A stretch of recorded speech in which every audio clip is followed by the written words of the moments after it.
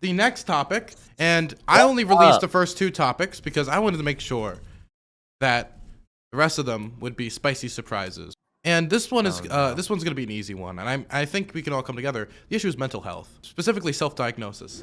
And there's HunterAvallone. Let's go get him, CTV.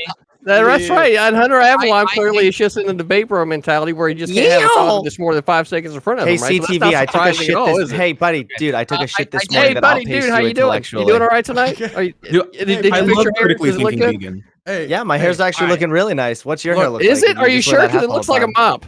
Looks like a mop. Cool. Yeah, you want to roast my appearance, dude? I took a shit this morning that outpaced you intellectually. Looks like a mop. I wish you'd get a haircut. You know, maybe get your shit set up straighter. This is identity politics. This is identity politics. I know. You see how destructive it is? You just made my fucking point. No, don't make me money. No.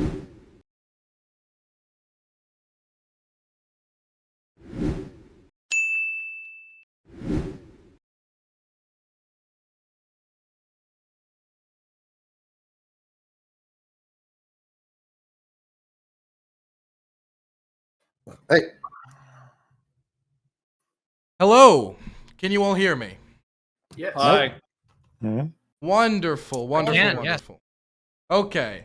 I want to thank you all for coming to the second ever Hippy Dippy Rumble. We have a long cast of characters and individuals here, but of course this is an episode of class. I know everyone here is good friends, right? And will be cordial in tonight's events because we all know that Vosh, that scoundrel, that ruffian, that disgusting man who would be outclassed by many intellectuals like Jimmy Dore and Jackson Hinkle, lost the belt because he disrespected this business. So I'm happy that we have all of you here today to bring class back to the business, whoever becomes champion. Now, I'm going to go over the rules of the championship. The first rule, of course, is that when I'm talking, nobody else is talking. I do this purely to maintain order. There will be no outros and intros because this event is purely based on what you can do in the time periods allotted to you. At the end of every round, a panel of 3 judges, Katarana, Danabo, and surprise guest judge, VADIM Newquest, host of Creationist Cat, will be judging your performance. If you do poorly or do not talk enough, you'll be eliminated. If you do good enough, you'll stay in. I want no complaints. The odds of you winning the championship, considering the amount of people here, is 6.25%. So please enter this knowing that most likely you're a humegalol who is going to lose. If you do that, then you can't get your feelings hurt. I'm looking at you, Xander. Yeah, I'm a WHO Megalon now. Now, besides that, the other rules is no slurs, nothing against TOS, and no attacks based on immutable characteristics. That means no going after anybody because of their race, gender, sexual orientation, identity, or anything of that sort. As long as you can. They're immutably stupid. That's fine. Is religion fine? Religion? Oh God. Let's just pretend the question wasn't asked. Anyway. Well, what about if they're Jewish? Is that like religious or ethnic? Okay, we're not. Okay, you know what? We're not going after religion. We're taking that off the table. Thank you very much. So, welcome to the championship. We're going to start the first round, which will be about 25 minutes before the first person is voted off and replaced.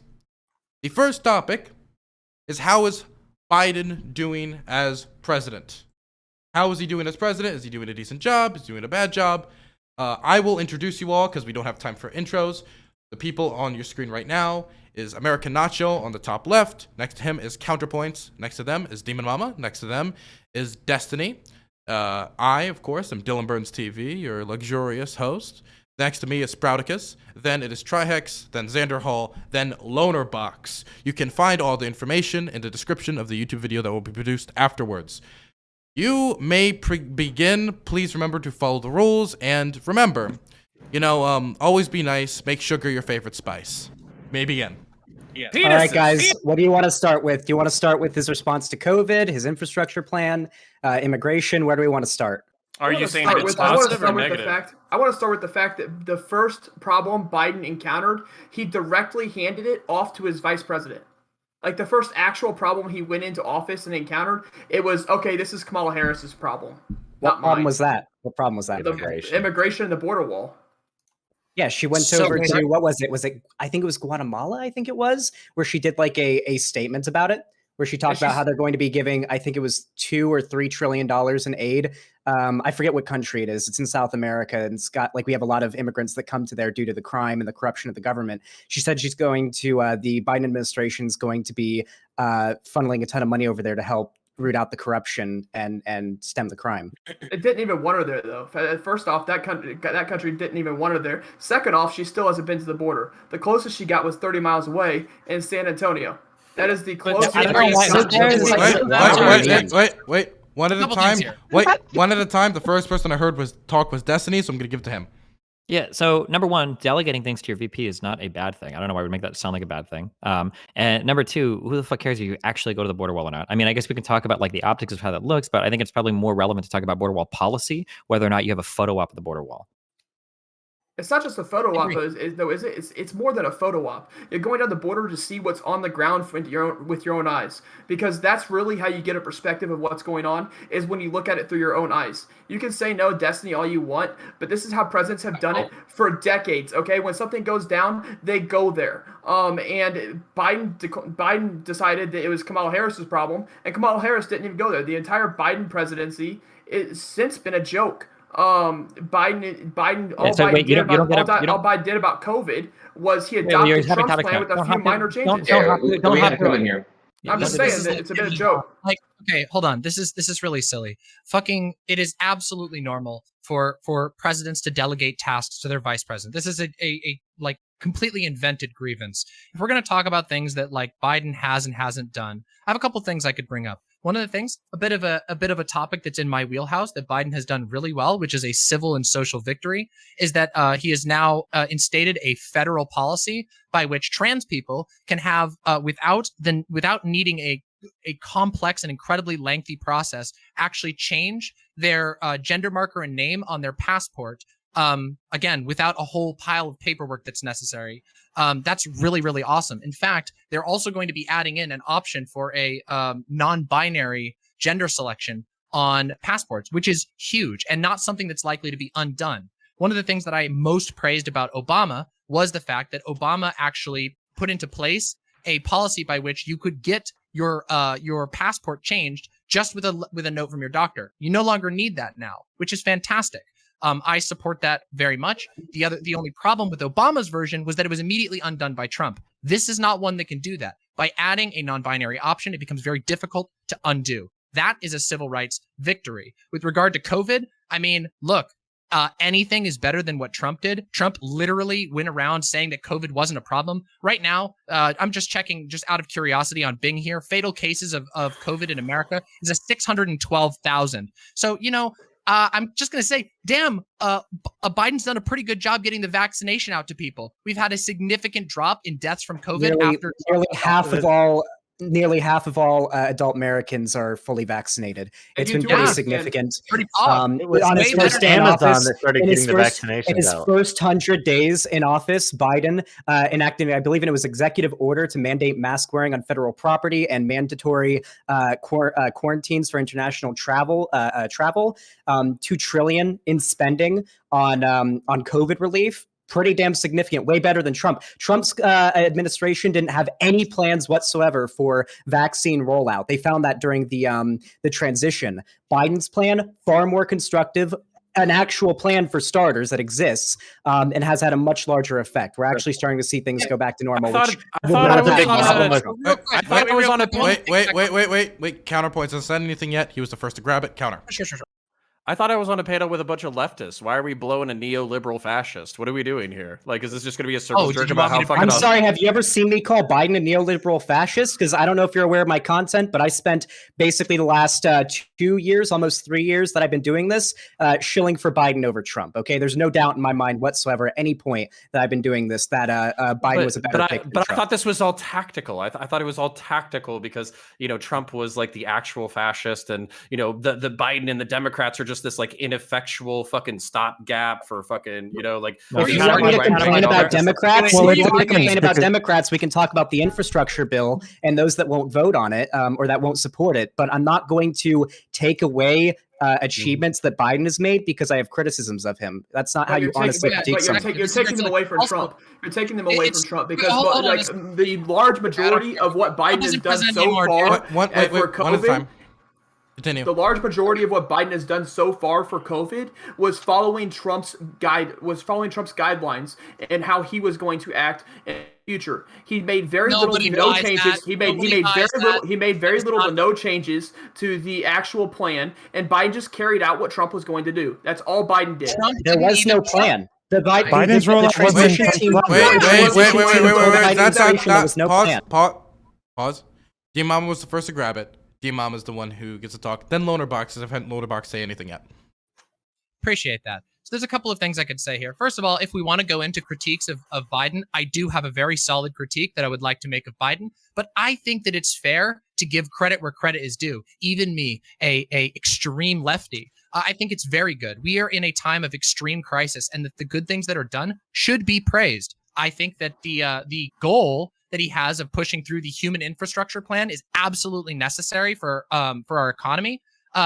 Keep in mind, a pandemic is a disaster that affects individual people. It affects individual people. They get sick, and that damages the economy. We need stuff like that. But if you want to know what my critique of Biden is, well, my critique is that he doesn't have an answer that's good enough for climate change. Climate change is a global threat. I mean, I've been doing so much research on climate change recently, and it is horrifying. If you even go look at the flooding in Germany, literally unprecedented flooding in Germany, if we have something like that happen here, I have no doubt, given our preparedness for something like the pandemic, that we're not ready. And I think that Biden needs to be willing to do aggressive action. And I just don't think he is. I think he's too committed to trying to play bipartisanship with people who are straight up obstructing him every step of the way, sometimes to the degree of just straight up inhumanity. The unwillingness to even engage with the idea that we might need to provide some relief during a global pandemic, and we're supposed to be ready for climate change, a climate change that is surpassing every single prediction that we've had so far, which were already dangerous. Yeah, I'm sorry, but Biden needs to really spine up on that. If you want my criticism of it, that's the biggest one. Climate change is terrorizing our entire country already. We have a drought currently declared in where I live. We have droughts all over California. We have fires. We've begun to have smoke seasons. We're going to be having flooding if we get heavy rains. This is a super, super serious issue that Biden, I mean, for all of his talking about wanting to do an infrastructure plan, simply hasn't pushed hard enough. They need to play dirty. This is a matter of being willing to play hardball with the Republican. I have a quick question. DemonMama, wait, can I Yeah, go first, sorry, Xander, can I go there? Yeah, it was Loner was next, and then we'll throw it to Counter. Just want to be clear. Cool. Just to put the COVID after me. Wait, is LonerBox after me, or is it LonerBox me, then LonerBox, then CounterPoints? I don't know. He said I was, act like a man and get it yourself. Okay, really quickly. So, DemonMama, I understand that. However, wait, did you not hear me? Xander, I said it would be Loner. Okay, let Loner do it. Okay. Thank you. Just to put the COVID relief bill into context, that was, with accounting for time, that was the biggest fiscal stimulus in American peacetime. So I think I heard someone in the background saying that it was more private companies that, no. As for Connor, leftists having a favorable view of Biden. Okay, I'm a leftist. I hate Biden. I wouldn't trust him to sit the right way in a toilet seat. But looking at what he's done so far, politicians are not leaders. A politician's job is to read the room, power relations, public opinion, etc., and make a decision. As far as that goes, Biden has so far broken with a very long-lasting economic orthodoxy in America that was the legacy of Obama, of Clinton, Bush, Trump. The idea that by basically introducing the idea that state intervention in the economy in a time of pretty desperate social need actually works. I'm from Europe. We do it all the time. You should try it. When it comes to, but of course, there's plenty of room for criticism, not just from a leftist perspective. We'll complain about everything. The climate plan and the jobs bill do have plenty of flaws. They don't really live up, even in some ways, to the standards of the people who promoted it. It's not very cohesive. The infrastructure plan doesn't really melt that well with the climate plan. The way that their high-speed rail project is very limited compared to how many roads they want to build. Well, building roads means you get more cars, and that doesn't really gel very well with the climate plan. But so we can talk about that. But yeah, I mean, sometimes liberals do things right. It's okay. Okay, so say I have that a as a quick leftist. question for the leftists or whatever that I think would be helpful to ask. Is basically like oftentimes we bitch about how the right wing is like fiscally conservative when it's inconvenient to do so. And as far as I understand, inflation is basically like the printing of money in relation to economic activity. And as much as we want to pretend that we can just do what we've done with the stimulus, which I think was good, by the way, and necessary, we have seen some logistical shortages. Right now, when it comes to housing, I think housing is up 30%. I think the value of vehicles is up 30%. I think construction materials, some construction materials are up 200, 300%. And as far as I understand, I literally just talked to an MMT guy a few weeks ago, is that basically it's not necessarily the printing of money that's the problem. It's the printing of money in relation to like no economic activity. So are we willing to concede as a panel that basically you can't endlessly print money to solve problems, or that these things need to be balanced, or you know, like is the right wing completely useless and we should just print whatever the fuck we want, whenever we want? I don't think it's a question of like. Go ahead. Yeah, I don't sorry. think it's just a matter of. I don't think it's an MMTer's like job is going to be to look at everything through the lens of like printing money. But I mean, when you look at coming out of like a historic downturn in like the global supply chain, if you're going to see prices that are inflated, it's probably not inflation caused to monetary policy. It's probably inflation caused to like a failure in the supply chain. So like there have been factories all over the world that have had workers laid off that have like been closed for long periods of time, or that have had other problems or other shortages. And when that happens, it's going to drive up the cost of goods, especially coming out of a pandemic now when people are starting to buy things more than they were before. When these factories are trying to get the production back online, you're going to start to see prices be inflated. But economists are going to be worried to call that inflation until we've gotten like a few quarters through it to see where the prices ultimately end up at. Okay, at the risk of being productive on a Rumble panel, basically what that conversation boiled down to was the fact that that's been the case all of the time. Whether you're talking about the Weimar Republic, Venezuela, or any of these prior examples, it basically is a relation of like logistical breakdown in relation to printing of money supply. So I know that you're saying like it's the logistical issues, not the inflation. But that's basically was like the historical analysis that was presented to me, was that was always the case. And Yes, COVID, one second, almost done. And then COVID very specifically is basically like one of the most drastic downturns in economic activity. You're talking about like, I don't know, 30% of like the workforce basically going to a work from home or partial work model. We're talking about retail and restaurant kind of revolutionizing over the past 2 years. So I would say that we don't know what the fuck is going on, and we don't know what's going to happen. So all I'm looking for is a little bit of concession and nuance, and I'll leave it there. I guess you can think about comparisons because wait, you can think about DemonMama was trying to go in after. I'm gonna give it to DemonMama. Yeah, go on. Thank you. I appreciate that. Yeah, look, it's not just a matter of like of concessions or anything. Like printing money isn't the only way to reallocate funds. We have funds that go all over the place. We have a ton of money that goes into the U.S. military. We have a ton of money that is lost in tax cuts that have been made to the highest of the highest income earners in the country. We have taxes that have been cut based on the size of enormous companies like Amazon. These are ways that we can get the money that we need. But what we do know is that there's been that COVID has killed tons and tons of small businesses. COVID has killed employment. Like there's a retail worker shortage in America right now because it is so difficult to get everybody back in for things that are opening up. And of course, that's not even getting into talking about what happens if there's like a second wing of this pandemic with Delta variant, Lambda variant, whatever. The problem is that it's not just about printing money. Sure, that's one possible solution. There are many possible solutions. And I think the Dems need to be pushing very hard on that, because here's the thing. If what you're saying is true, that there's logistical issues, well, the logistics has been knocked out. It seems to me that it would be essential this is the perfect time for the government to say, we need to jumpstart this logistics. We need to get things up and running again. We need to fund small businesses so that people can start making things again, so that people can start working again. We need to make sure that people have buffer so that they don't become homeless and lose their homes. That worsens the economy. Just so you know, like people who don't have a home, it's really hard for them to get a job or work. That's going to seriously impact people's abilities to get their businesses up running, especially if we're talking about corporations, like massive corporations who were able to weather the pandemic. And then they're going to have like outdated hiring practices where they're not going to hire people because maybe you don't have the right level of experience or whatever. They're going to have shortages. So we seriously need the government to step in and go, we've experienced a global pandemic that has killed a shocking number of people. We need to jumpstart the economy. I don't care if it's done through printing money or if it's done through reallocating taxes or if it's done through moving funds from somewhere else. But the reality is that America is a country that's supposed to serve the people. We're supposed to be for the people. I'm gonna call a time on that because that went on for a while. I do want to throw it to perfectly. I'm gonna throw it to Xand and Loner because Loner didn't want to talk as well. Yeah, so I agree mostly with DemonMama on that, but I think one of the things that people are missing out on is that a huge part of the pandemic was also a realization that certain industries are kind of outdated. I think the biggest example of this is movie theaters. You're seeing some movies being pushed into theaters and some people returning, especially as vaccines get rolled out more. But you're also seeing some areas where movies are not being put in theaters, and instead they're being viewed even more so on streaming services. I didn't go to a movie theater to watch the new Black Widow movie. I watched it on Disney Plus. So you're going to see a lot of movie theaters shutting down, people losing jobs from that. Not to mention a huge way that the economy is fueled is by people spending.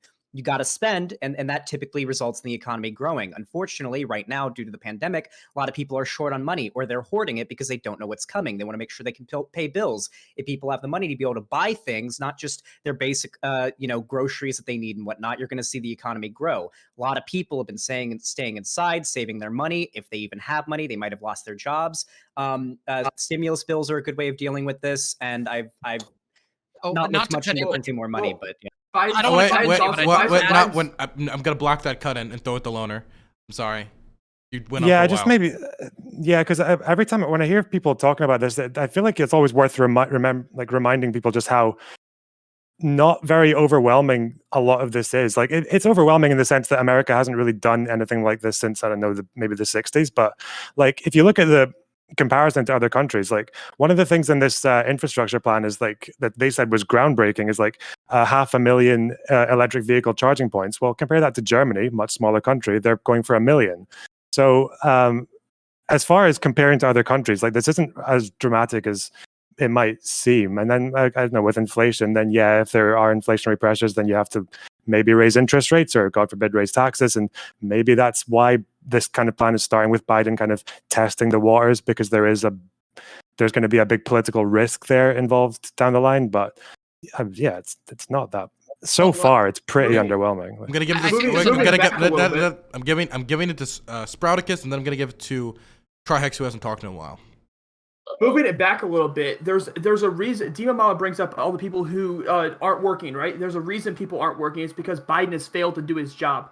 Biden has failed to end the federal unemployment bonuses that people are getting. People are getting paid way too much to sit at home and to not be going to look for a job, and that is what is hurting the job market. What Biden needed to do was needed to end those benefits and start pushing people to go out and get a job. But the reason they're not is because they're comfortable getting money. They're comfortable not working a job, and they're just going to continue to get this extra money and not work a job until Biden ended it. Now that Biden did end it way later than he should have, states are still continuing to keep this going. States, even like Indiana, with the Rhino, who is the governor of Indiana, it's still going in Indiana. But this is the reason you see the shortage in job market. It's not because people don't need money. It's because there's too much money being sent by the government to these people to where they don't feel that they need to work. Do you mind if I cut in? I don't think that there's any people getting unemployment that are not getting a job because they think unemployment is enough. I don't think there's a lot of people. I mean, that's just empirically false. Like the most, if you look at them around, like if you look at there's 4 people talking at the same time. Okay, Trihex. Well, actually, before I even clap on that, folks, way your earlier point here about like the crisis at the border wall and all that, bro. I think you're consuming way too much Fox News propaganda, because what you're really rooting here is the idea that if like ex-politicians not visit the border to see the crisis going on right there, that obviously they don't care. Subordinates can't go, traverse there, visit there, and then relay information to the appropriate people so they can carry out the agenda required necessary to what they were told in the first place. But I even go back earlier because whenever because what the framing you gave there is one that's reminiscent to me of like whenever someone like AOC visited the border detention centers and cried and was like really distraught from what she was witnessing. you know, that got played up in partisan mainstream media outlets as like, oh, look at them doing their thing now. So honestly, I feel like what you're doing there is the same shit that you see elsewhere. Whenever it's, you know, whenever it's the side you want to hate on, doing it as well. So I think that point was completely garbage. Also, and then going Trihex, into I do want to about, say you're getting yes. a lot of points deducted right now for terrible fucking mic quality. I am. Yeah. Oh, you're the wrong mic is selected. Yeah. Ooh, damn. I'm sorry. Fuck, no one told me. I'll no bring one it back told to me. you after somebody else grabs it. Yeah, my bad. So Trihex, you're gonna try. I mean, he kind of came after me, but go ahead. He kind of came after me, but go ahead. Yeah, but you addressed me directly. I just want to address that. So first of all, like this stuff about like, oh yeah, people who are already struggling and unemployed, they'll go get a job if you force them to go out. That is just ridiculous. First of all, that doesn't happen in any other country. Like Canada was giving a universal basic income, and their economy had, you know, people were still spending, people were still buying food. It's very stabilizing. The idea that like you make more money on unemployment than you do with a job, it's just ridiculous. People aren't going out because of a couple reasons. One, they can't find the work. Two, they can't actually get the job because of whatever reason. Or three, they're still scared of the pandemic, or their workplace no longer exists anymore. Like this is just like literally like stock, pull yourself up by your bootstraps. Like I don't feel like this is a serious argument. The idea like, oh yeah, if you give them unemployment during a global pandemic where over 600,000 Americans have died, that it's just like it should reflect on them. This idea of like secret welfare queens sucking up everything, that's so ridiculous. This is fear mongering. It doesn't have any basis in reality. And as a real quick thing, and hold off of that. No, because I have a point. Another point that I want to say. Something that I wanted to respond to. I'm gonna give you 15 seconds, and then we got to move it on because we only have 3 minutes left in the round. I wanted to address something specific that Zan brought up, which is, you know, it'd be amazing to see something that we had in America for a very long time: public arts projects. You want to get people spending, you want to get people out doing things in the economy again. Have the government fund and put some stuff out there. Movie theaters are gone under. Let's get that stuff. Never once did I suggest. Sounds cool. After Sprout, we're going to Destiny, then Trihex, and we're ending the round. Never once did I suggest that the extra unemployment benefits wasn't needed during the coronavirus. We are in the recovery stage. It needed to be ended far before Biden actually ended it. And actually, where you see a lot of people not going to jobs, a lot of people that are seeking for jobs, it's low-skilled jobs. And these low-skilled jobs, in some states, in most states, they're making more money off of the federal unemployment benefits than they would be if they actually went to work. So the idea that you're saying that people aren't doing this, it's fear-mongering. It's not. It's not fear-mongering at all. And going back to Trihex, talking about the border wall, or the border. So Kamala Harris was in charge of the border. It's been precedent for decades that presidents and whoever's in charge of whatever goes down and checks it out with their own eyes, not send someone else down to come back and report to them. That's just been precedent, especially when you're going through a crisis like we were going through the border crisis. But not only that, but Biden actually reversed a lot of what was going on, right? So Biden actually made the border a lot worse than it was during Trump. Sprout, we got to cut you off. We're running out of time. I have to throw the Trihex Destiny. You both got like 30 seconds max. Okay. Whatever you were talking about earlier is a bunch of nonsense here. Ultimately, it's inadequate wages going on in the first place right there. They've always been trash. They've been stagnant for a very, very long time now, since 2009. Increasing minimum wages is an overwhelmingly popular thing. It's even been popular in Republican Utopia, Florida. And that has failed to be done because too many moderate Democrat senators are pieces of shit, obviously. And I can shit on both ends on that spectrum completely here. And obviously, you should be pro some kind of injection of wealth into like this declining, shrinking middle class, because the poverty floor in this country is really, really bad. And long story short, it's really, really bad for the economy overall when you have a declining, shrinking middle class altogether. Just kind of keeping some bullet points there as I'm showing. Okay, gotta throw it over to Destiny. Yeah, there's a lot of rumors about, firstly, Canada didn't have a UBI.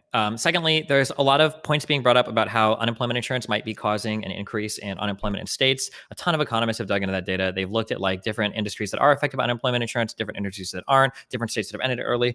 Most economists believe that there's like a marginal impact, like a very small impact on unemployment insurance on the current unemployment rate. So the idea that UI is going to be people working is probably not true. To bring it back to like, has Biden done a good job or not a good job? The amount of stimulus that the United States has poured into its citizens over the like entire coronavirus pandemic period has been higher than I think any other countries in the world except for like Japan. We spent a ton of stimulus in this country. A lot of that came from the Biden coronavirus relief bill, which I think is awesome. That is a form of UBI to people that have children that file for their child tax credit early. I think it's one of the coolest things Biden's done, and I think that's why he's been a base president over the coronavirus period. Round's over. I have already been told by the judges who's getting kicked out for this round. So, 3 votes. Oh, 2 of them actually. Wait, let me wait for VADIM. Wait, I missed the rules. Who votes? Does chat vote or no? Just like fuck chat. Okay, fuck chat. Fuck chat. Yeah, I don't trust chat. Well, with 2 votes in, I don't really need to wait for the 3rd vote. If we already have 2 votes and for the same person, I'm sorry to say, and VADIM, please send it through Twitter DMs in the future. American Nacho, sorry to say, you are out of here. I gotta say, you have gone the furthest in hippy dippy history with saying absolutely nothing in a contestant's history. It was beautiful. It was beautiful, and I think it was a huge statement on centrism, and I love it. Yeah, true. Okay. You really are like Dewey, doing nothing. I'm sorry. See you later, buddy. Okay, cool. That's American Nacho. Wonderful. Okay, next person. AircraftSparky has entered the arena, a conservative commentator on Twitch and YouTube. Okay, you guys can go to the next topic. It is the death penalty. Should it be abolished? Should it be kept? You may begin. It should be abolished. It is on the onus is on those that support the death penalty to prove that it provides any useful function to society. I've looked into it. It does not. It seems it has no effect in deterring crime. It doesn't seem to make people feel as though justice has been served. I think the utility caused by the likelihood of innocent people being falsely found guilty and given the death penalty is bad. I think that the cost of it is far more than housing a prisoner for the rest of their lives. There is no reason whatsoever to have the death penalty. It is stupid. Agreed and agreed. I couldn't agree more with. Yeah, that was. Yeah, I think that. Is there anybody that disagrees? I really. Yes. What's that? No. Wait. Do we have people who are on with the death penalty? Yeah. Look, I don't think the state should have the ability to declare the future life or death of somebody who's already been apprehended and has been imprisoned or whatever. I have problems with we could go further into the prison system, but we don't even need to talk about that. The death penalty doesn't do anything for us. It's barbaric. It makes us look terrible. And in addition, it leads to a lot of very questionable situations. I mean, we've had, I think many people on this panel are probably aware of the extended torment that certain death row inmates have had when their execution goes incorrectly. As it turns out, there's no real humane way to kill somebody, and there's a lot of room for that to go wrong, and that is sickening and disgusting.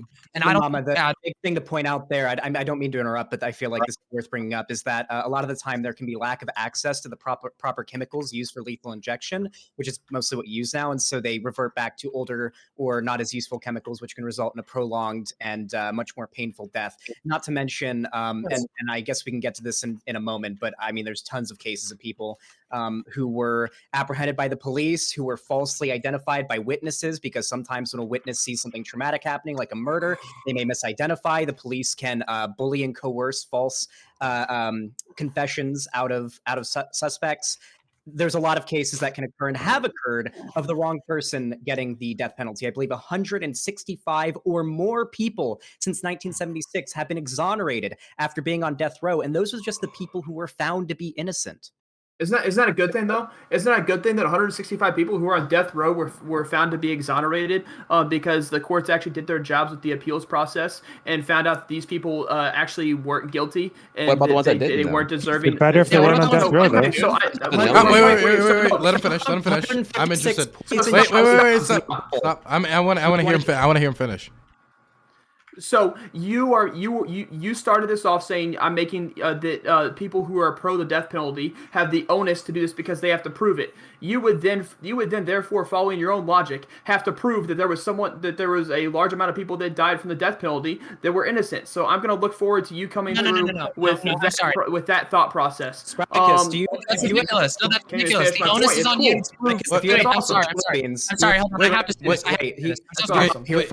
It was directed towards was directed. Wait, it was directed towards XanderHal. XanderHal should respond. Yeah, but Okay, we gotta make it quick because a lot of people. It's very quick. Sprouticus, if you had a bowl full of jelly beans and you pulled a bunch of them out and you found that 152 of those jelly beans were poison, would you feel very confident in continuing to eat that bowl of jelly beans? Because that's basically what you're advocating for here in a more simplified way. If there was 156 people that were found to be innocent, that were taken off of death row, do you think there's a lot of people that haven't been found? Not to mention, that's not even getting into the fact that once you kill a suspect, you now have gotten completely rid of the ability for that suspect to contribute more to the case, to find out if there were accomplices, someone who made them do it. I think there was a case that Sean talked about in his video on the death penalty from the UK in Wales, where a guy took the fall for his neighbor who murdered his wife and child because he was trying to protect that neighbor and didn't know that it wasn't an accident. There's so many cases where executing the person who's the suspect gets rid of any ability to continue an investigation into the case. So I think there's like I want to build off that, please.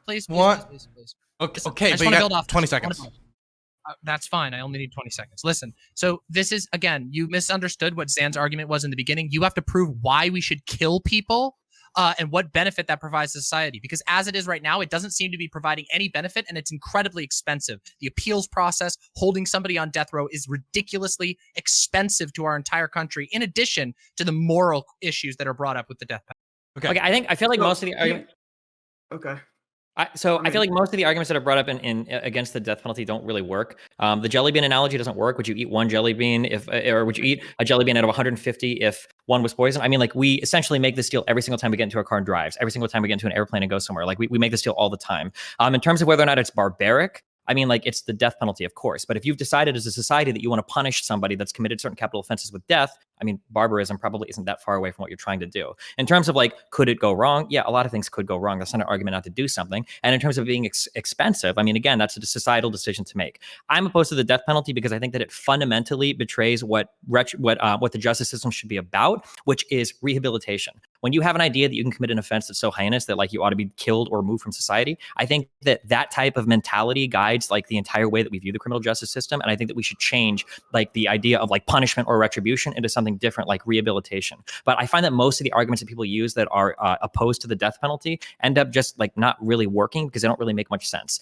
We've gone through the jelly bean one, we've gone through the, like, is it barbaric? Like, something else people will say is that, like, oh, well, life in prison is actually more cruel than the death penalty, so that's why we shouldn't have the death penalty. It's better punishment. Okay, well, what about the people now that have to suffer for life in prison who were innocent instead of those that could have been executed, which would be better? Like, I find that most of these arguments just don't make any sense. So can I give some Bailey? Okay, when am I? I would like to give some Bailey. Destiny's point. Okay, there's a lot of people wanting to respond. XanderHal, you interrupted me twice trying to respond. Well, okay. Sorry, Sprouticus. I love you, buddy. Okay, so there's a lot of people to talk to. Everybody who just tried to talk, raise your hand quick, okay? I haven't heard CounterPoints talk, and I haven't heard AircraftSparky talk, so I think we're gonna have to throw it to them. Okay, so I'm going to give you some Bailey instead of some Mott. So there are certain crimes that I think should be punishable by death. Those include infanticide, terrorism, and torture murder. If you were to look at these as anecdotal cases, basically as individualistic cases, I almost guarantee you I could convince some of y'all that these motherfuckers deserve to die, basically. I also think that you can raise the evidentiary standard to beyond a shadow of a doubt. Doshkar Sarnaev is an example of that. Anders Breivik is another example of that. People who we know beyond a shadow of a doubt committed the crimes that they committed. For those of you who are unfamiliar, Doshkar Sarnaev is the Boston bomber. He killed, I believe, an 8-year-old amongst his victims and maimed dozens of other people. I believe Anders Breivik killed around, like, it was between like 100 and like 200 people with bombings and executions. Some of those people he literally executed right in front of each other, simultaneously moving on and on. Last time I got into this debate, I was told that I was not allowed to describe the crimes that people committed, which I think is, like, I get it's like, Twitch TOS or whatever, but that's insane to me that we can have a conversation about whether or not death is a valid punishment for a certain crime, but we can't talk about the kinds of crimes that we're talking about where death should be administered. So basically I said that we don't have to go with the current standard with which, innocence is basically, up to doubt. We can go with beyond a shadow of a doubt thing. So then to overcome some of your objections, you said no humane way to kill somebody. I refuse to believe that. There's probably like pounds and pounds and tons of heroin on the fucking street. Let's go get a fucking purity test and send them out on a fucking OD.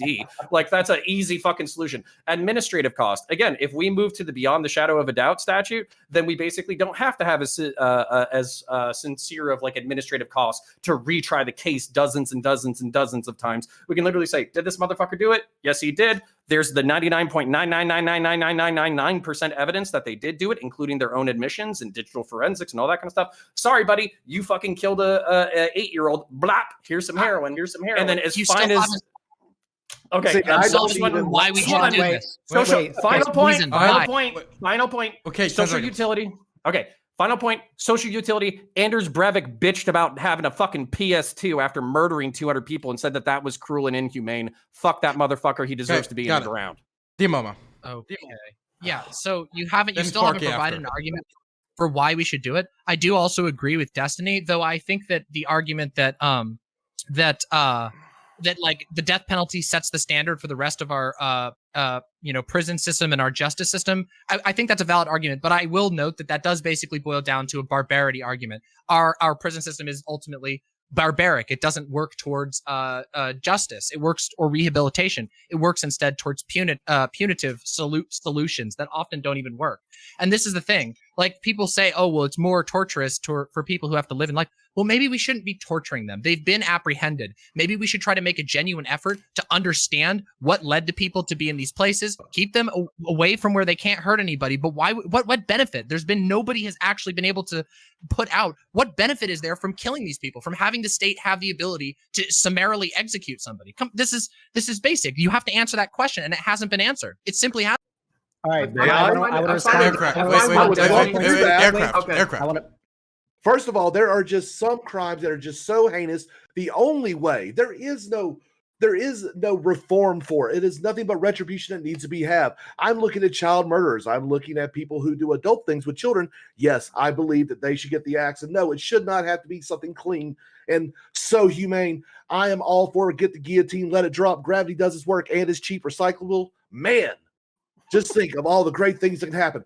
When you look at it, there are just some crimes that are just so heinous that there is no chance for reform. We're not going to let them back out to the public. Why should people even bother with feeding them anymore? Look, if you're a mass murderer, if you kill 30 people, chances are you're not going to be reformed, nor are you going to get out of prison. That is heinous. Now, there are states that do not allow the death penalty, and that's all well and good. Look, the people have made their decision there. But in the states where it does exist, allow it to exist. It is a state-by-state deal. States' rights is a real thing. And the people have decided that it is perfectly fine. I'm all for bringing back the electric chair. I don't care if they suffer when they die, just as long as they die and the world is rid of them. That's what it comes down to. So in a nutshell, you said... I raised my hand. Stop. Yeah, LonerBox has not gone yet, and I want to make sure he has a chance. I don't want a nacho situation. My guardian angel. So there was one argument there, and it was retribution. That's kind of what you just said. Retribution for who exactly? The victims, the relatives of the victims? Because you all said that you obviously don't want innocent people getting executed. So that means typically what we have now is people have to stay on death row for a very, very long time before we actually determine 100% whether or not they were guilty. I think there's been research done on this. I can probably find it, that this does not provide any comfort or closure to the families of victims because it's an ongoing process. It is limbo. It's indeterminate. It's stressful.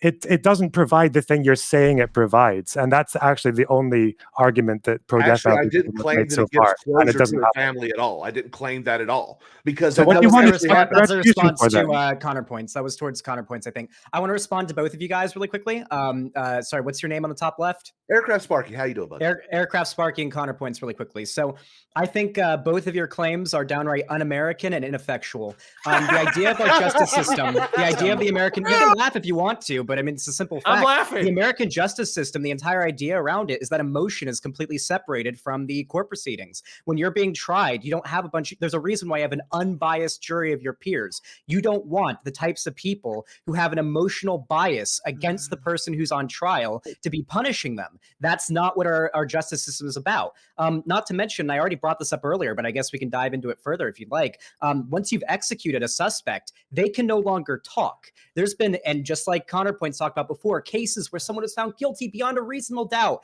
I think it happened in Florida back in, I think it was like the 80s, where a couple came out of a hotel and the wife was shot. The husband identified a person. The police interrogated that person. The person confessed. Guess what ended up happening? One, the husband missaw, and the person who confessed, guess what happened, was bullied into it by the police. This happens plenty. It was found without a reasonable doubt in court, and you know what happened? Because that person had a confession bullied out of them, the police did not go after a warrant to search the person's house to see if there was any evidence they actually did it. Turned out he didn't do it, and it was all on the police. Our justice system, unfortunately, is flawed. There will be cases where someone is found guilty beyond a reasonable doubt at all, and it's just not the case. And you don't want to see one of those Deal with it. Wait. I don't care because the round's over. Oh. It's gonna tickle some balls. This is the 15-minute round. You actually brought up a good point, though. Yeah, my great point is that the round's over and we all stop talking. Ding, ding, ding. Ding, ding, ding. So I'm getting the votes in right now. The first vote, I'll actually read the votes out. It's more suspenseful. The first vote is for Sprouticus to be knocked out. The second vote is for Trihex to be knocked out. And the last vote is also for Trihex to be knocked out. Trihex, Damn. It seems Sorry, that bro. the lack of talking this round was the decider. Yeah. I'm sorry, Trihex. It's all good. Still a beautiful man. It's all good. Yeah. You want to know how you're the real winner? You got to play the new. You got to play Skyward Sword. Skyward I Sword. did. I didn't get the remaster today. I pre-ordered it too. No, it's all good. My Joy-Cons broke, so I ended up playing with my Pro Controller, which like really sucks for that game. But it's all good. It's all good. The only thing I was gonna have before I dip out here was I was gonna say that I was gonna make sure that we in the beginning we were gonna challenge our framing that we were not gonna conflate here support or against the death penalty automatically being indicative of whether we are for or against life in prison or assisted suicide. Because I feel like oftentimes the three things kind of get automatically conflated together. And I was gonna hop in here and deter that, but it was already so heated from the very jump of some like subjective stuff altogether. But it's all good, y'all. I gotta go to bed. I got gym tomorrow anyway. So keep lifting. I'll see y'all next time. You have a good one, Trihex. Eat me. Have a good one. Yeet. Okay. The next person is HunterAvallone enters the ring. HunterAvallone. Wonderful. Now, the next topic, and I only released the first two topics because I wanted to make sure that the rest of them would be spicy surprises because we don't have surprise guests, so we at least need surprise topics. And this one is this one's gonna be an easy one, and I think we can all come together. The issue is mental health, specifically self-diagnosis. All right, I'm getting the popcorn out on Okay, this so one. I'm gonna go ahead and and I'm getting the popcorn out for this one, baby. Okay, you may begin. Self-diagnosis. Look, yeah, I can open on this. because we all know I can make an executive decision to let DemonMama open on it. Okay. Thank you. I appreciate that. Yeah, self-diagnosis is super, super important. It is usually the first step that people take before they get a formal diagnosis. Very, very valuable process. Many mental health professionals recommend this with regard to mental health. In America, a lot of people grin and bear it. They think that there's something wrong with them, but they don't look at it as a matter of mental health. They look at it as a moral failing. Being able to recognize in yourself the symptoms of various conditions is incredibly important to actually being able to get treatment and care for those issues that's right for you. Now, mental health is complicated. In America, a lot of people don't have health coverage. And in fact, good on Biden for pushing Medicare to have mental health coverage, which it is going to do if his package gets passed. We'll see, which would be great. But a lot of people don't have mental health coverage in America. They might be looking at a $1,000 bill just to see a therapist or just to see a psychiatrist. Being able to recognize in yourself the symptoms of a potential mental disorder is incredibly important to having a good prognosis for that disorder. And not every single disorder requires medication or structured therapy. Some people, like say if you have ADHD, maybe you just find out that you need to change your habits a little bit and you're doing a whole lot better. That is a fantastic and important process. But wouldn't you be yeah, able that's to my be stance on able to- self-diagnosis. But with What child self-diagnosis, syndrome? I agree. It can be an important tool for going towards a medical diagnosis. But when you put it in the terms of it is arguably more important than a medical diagnosis, is asinine to me. I don't know how this is more important than a medical diagnosis. To go as far as to say the only when you go to a world where doctors say that are the only people that can say you have a mental health disorder is a world full of asylums and gatekeeping is absolutely insane. Doctors are the ones that go through 8 years of college for this. Doctors are the ones that are trained to understand what mental health disorders are and which ones are which, because it can be very easy to misconflate one mental health disorder for another, such as you can think you have depression when actually you have anxiety. And you're not going to fix your depression and anxiety in the same way. So did DemonMama? So I think that did DemonMama make the claim that it was? Okay, one at a time. Okay. Yeah, a lot of you will talk. Can I respond to that? Was directly at mouths. me. Okay, yeah, DemonMama, I'll let DemonMama respond, but we got to keep this short because these rounds are getting shorter and shorter, okay? Yeah, thank you. Doctors are also the ones who lobotomized Rose Kennedy. I think I got the name right. Doctors also did this is bad. DemonMama, I have to really disagree with you. Anti-doctor. This is anti-intellectualism to the T. Please. If you don't yell over me when I'm trying to respond to you. Excuse me. DemonMama, you're better than this. Wait a minute. She's not. I know she isn't. Excuse me. Wait, is this But seriously, this is anti-intellectualism. This is like when Lauren Southern came on and told me that. This is like when Lauren. All right. I didn't even get to start. All right, go. My Go ahead. response. Sorry, go ahead. Yeah. No. This is not anti-intellectual. This is recognizing that there are flaws in our medical system. There are great injustices that have been carried out by our medical system. That doesn't mean that I'm anti. I've literally never once advocated for anti-doctor and anti-doctor anything. But you are right now. That's what you're doing. Hunter, I understand, but you need to let me finish a point. I know you're very, very ready to jump at whatever straw man you have summed up about my position. Wait a minute. Okay, I don't have a straw man of anything. I've been following everything. Okay. I gotta say, we don't have a limited time, so I'm gonna give DemonMama like 30 seconds and nobody interrupt her. Okay, go. Yeah, I am never once have stated anything that is anti-doctor. All I've pointed out is that there are problems in our system for a very long time. Until just about 10 years ago, it was considered a mental condition to be trans, just to be trans. In fact, within I think it was about 30 years, it was considered a mental disorder to be gay. We recognize these are errors. Our medical system is not perfect. The idea that the medical system is beyond reproach or that we can't point that out is absurd. Now that is truly anti-intellectual, and doctors will tell you this. In fact, if you go to any major 30 seconds. Mental done. health. 30 seconds is over. I got to throw somebody. Okay. I'm going to throw it to Destiny because I. Okay, I'm going to make this real quick. So first of all, self-diagnosis is not the first step to anything. That's not true. No doctor will tell you that. Recognizing symptoms in yourself is not the same as diagnosing a disease in yourself. This is a crucial error that a lot of people make. A self-diagnosis involves you finding some disease that you think you have, and it might lead you into starting to misidentify symptoms because you want to identify with something or you think that you identify with something. Self-diagnosis is absolutely not the first step to anything. It's recognizing symptoms in yourself and then giving that handful of symptoms to a medical professional that can help diagnose you if they feel it's appropriate for some condition, help you get treatment for it. Many mental health professionals do not recommend self-diagnosis. That is absolutely not true. You will not find a single medical professional that will tell you, oh yeah, you should definitely diagnose yourself with a disease and then give that disease to the doctor when you're going to talk to them. The idea that many people don't have mental health coverage, that it costs $1,000 to see a therapist, $1,000 is really high generally for a therapist. Yeah? Destiny, we got to move. I'm sorry. Okay, go. That's fine. So I'm going to go next. Trust me. Wait. Let me be clear. Okay, everybody shut the fuck up, okay? I didn't say anybody go to XanderHal. All right. Are you the host? No, XanderHal. I was fucking asking you. Okay. I'm not the host. I think you're the host. Yes, okay. So we're going to throw it to CounterPoints, okay? Because he had his hand up for the longest period of time. But I also want to say, this topic's going to go on for a few rounds, okay? Very cool.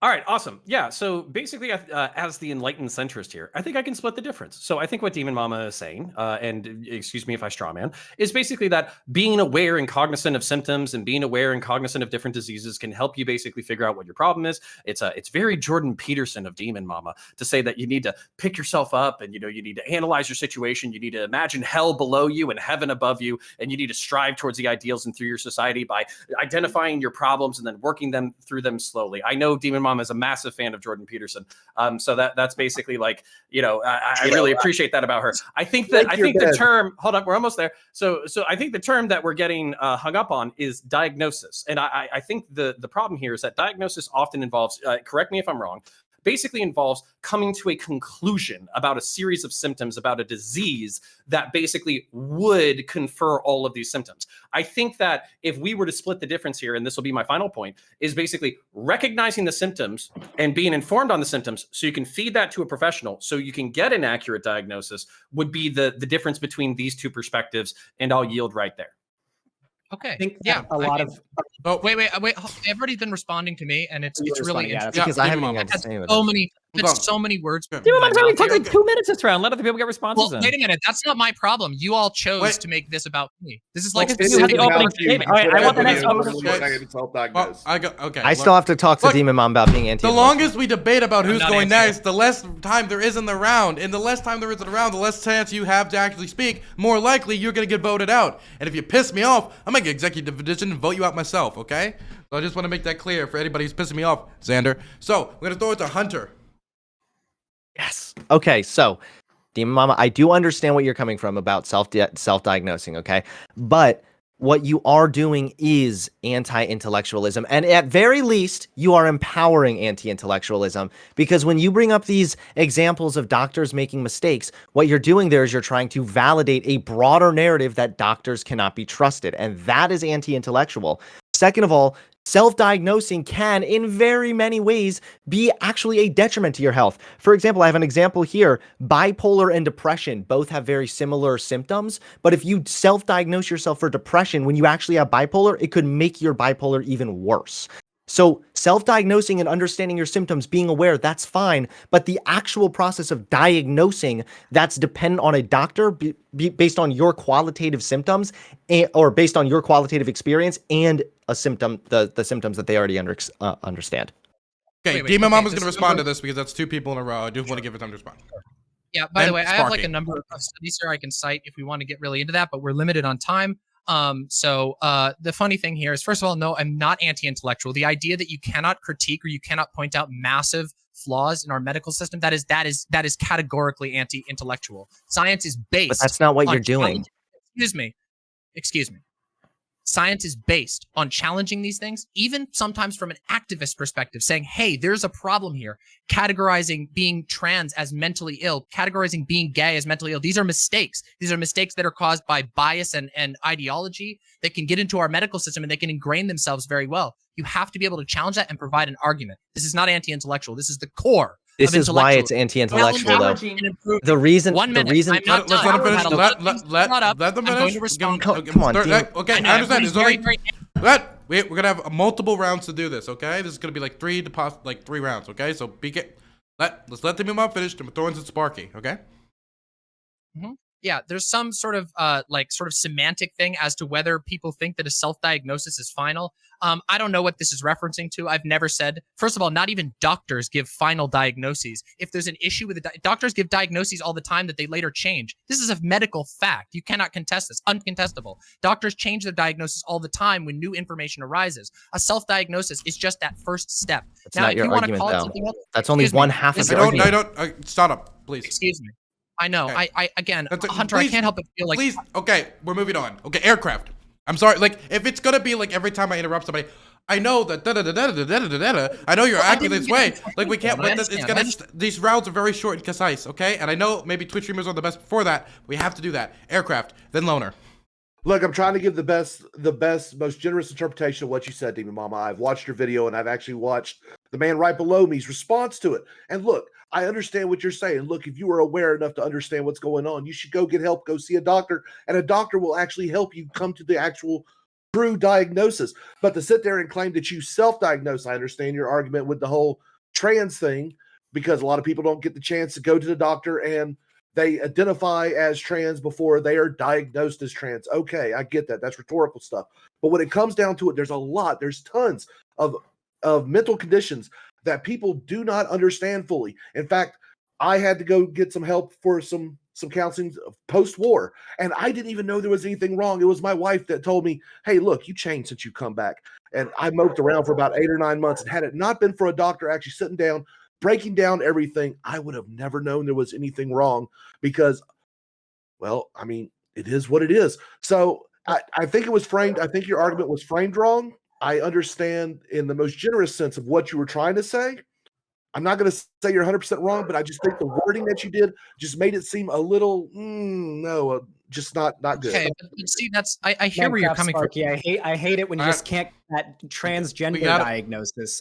But wait, can I respond to him really quick? I said LonerBox. We're gonna give it to Loner. Then we have to end. Yeah, LonerBox. Then we have to end the round. Okay.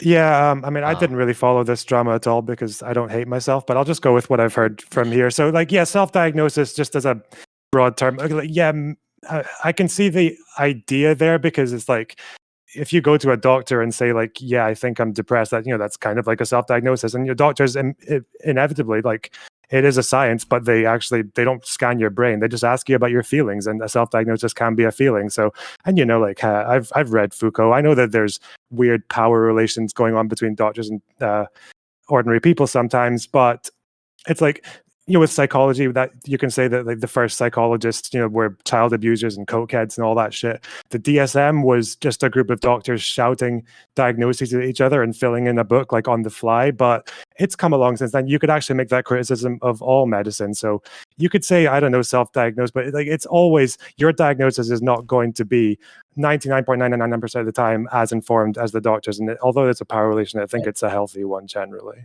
Okay, that's fair. So the person voted. The person. End of the round. Person getting voted out. First vote is for Sprouticus. Again. The second vote is for AircraftSparky. The third vote is for AircraftSparky. I'm sorry, Aircraft. This plane has crashed. Hey, it's all good. Thank you for having me. And yeah, good talking to y'all. You have a good one. Take care. Have a good one. Okay, so we're gonna throw it back over to Zan. Then it's gonna go to Demon. Right. So I think that there is definitely some utility in being able to, I guess, start to think about what issues you might be dealing with psychologically. I think there's a huge problem with people misunderstanding psychological conditions in this country. A lot of, especially young people who aren't super aware of it, may have depression and confuse that for BPD. That's very common. And it is very hard to get your hands on somebody who can help you get a formal diagnosis for a medical condition. But I do think there's a lot of utility in that. If you find yourself waking up every morning feeling like shit, you've got no motivation, maybe it is worth considering. Maybe you've got depression. What should I do about that? How can I help with that? But at the same time, you should always take the word of a doctor or medical professional or multiple over your own self-diagnosis that may be what you found on the internet. And I don't think anybody here, like DemonMama or whatever, disagrees with that. But can I go? I have to go do adult shit real quick. Does DemonMama disagree with that? Wait, okay. Counter, I'm going to throw the Counter then Demon, because Counter hasn't talked in a little bit, so I think it's totally fair. Okay, Counter. Okay, so the definition is the identification of nature of an illness or other by examination of the symptoms. I could understand if we were to split the difference through this definition, then basically DemonMama would be saying, analyze the symptoms, try to come up with a diagnosis, not because you basically like want to self-diagnose, but because you want to start analyzing the problem. And XanderHal, I think what you said is very similar to what Jordan Peterson said. Or like, basically see yourself as an agent of order in a world of chaos, basically start from scratch, analyze the things that you can control and the things that you can't control. And then basically like, move up from there. So I really appreciate everybody coming out and standing Dr. Jordan Peterson in this conversation. With that, Jordan I have to Peterson's right on some things. Don't get me wrong. I think that absolutely cleaning your room. Hey, listen, I will stand by Jordan Peters' statement that you should clean your room and it'll make you feel a little bit better to the day I die. I feel great after I clean my fucking room. Of course, yeah. Analyzing yourself and what you're going through. If you're feeling like shit, then it's probably because you've got some stuff going on. Try to find a medical professional to help you, but there's ways that you can, without needing to spend money or go out of your way to find a medical professional, that you can analyze your mental health and help improve it. Absolutely. Okay, Xander, I'm proud of you. Shut up. Xander, I'm proud of you for cleaning out your cum socks. Now we're throwing it over to DemonMama. Thank you. I appreciate that. Yeah, it's really funny because everybody here has sort of been fighting a straw man of what they think my position is. I really wonder why that might have happened.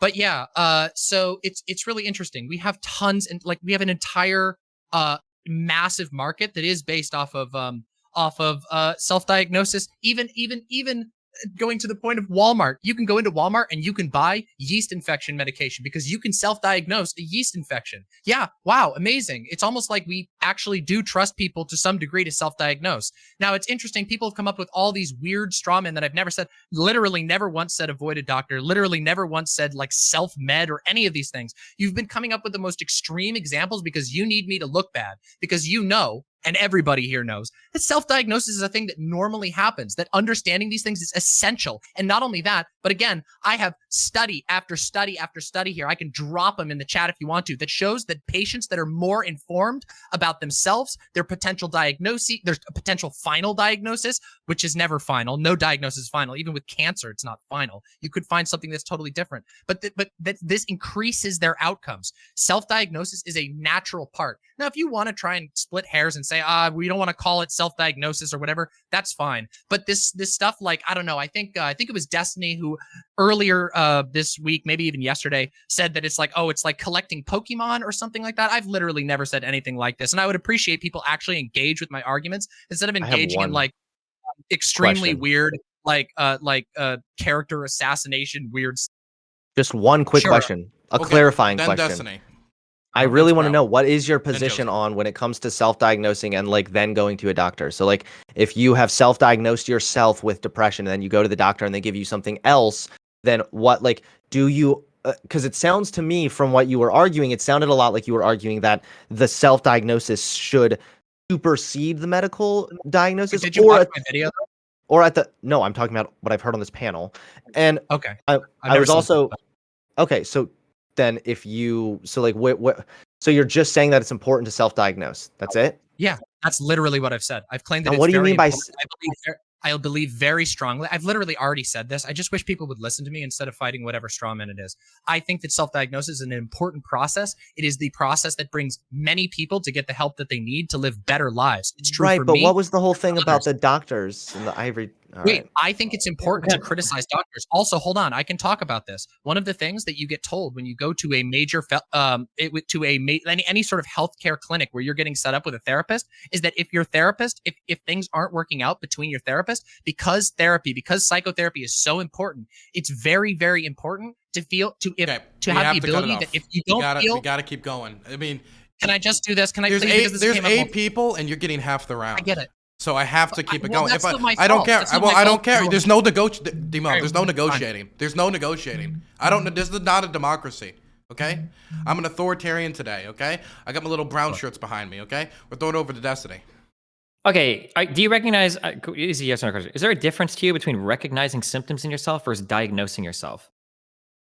I mean, I don't really think so. Those are basically the same process. process. If you don't recognize the difference between these two things, then I don't understand why you are having or trying to have these conversations when you're ill-equipped to do so. I don't understand. You don't recognize the difference between a diagnosis of something versus recognizing symptoms. Because if you would just like couch your language a bit more responsibly, instead of using literal anti-vaxxer arguments, like sometimes doctors have made mistakes and medicine can be expensive and doctors are wrong and they've made mistakes. Instead of using literal anti-vax arguments and conflating the difference between a diagnosis versus just recognizing symptoms, most of what you're saying is pretty agreeable. It's pretty important that people are able to recognize their own feelings and able to recognize themselves and able to recognize things that have changed over time. That's probably one of the most important things when it comes to communicating even physical ailments to a doctor. But as soon as you up that to you should diagnose yourself, that is a totally different thing. I'm sorry. Hold on. You've talked for 30 minutes. Okay, shut the fuck up. There's a difference between going into a doctor and saying like, hey, I feel like I have crazy mood swings and like I just feel like I'm not making any friends but there's a huge difference between saying that versus going to be like, hey, what's up?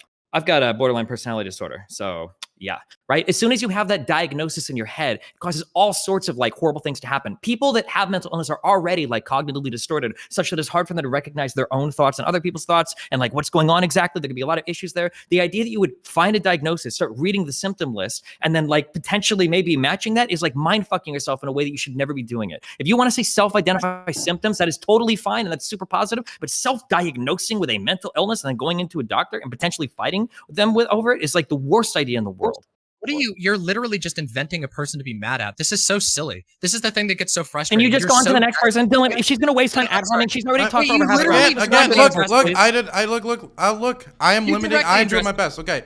Yeah, well, okay, this is the thing about direct addressment, okay? If you have to make do with the time you have. That's the whole point of this, right? If you don't got the time, then you kind of up shit creek. DemonMama, I was going to let you speak, but then the fuck, okay, just, you got 20 seconds, okay?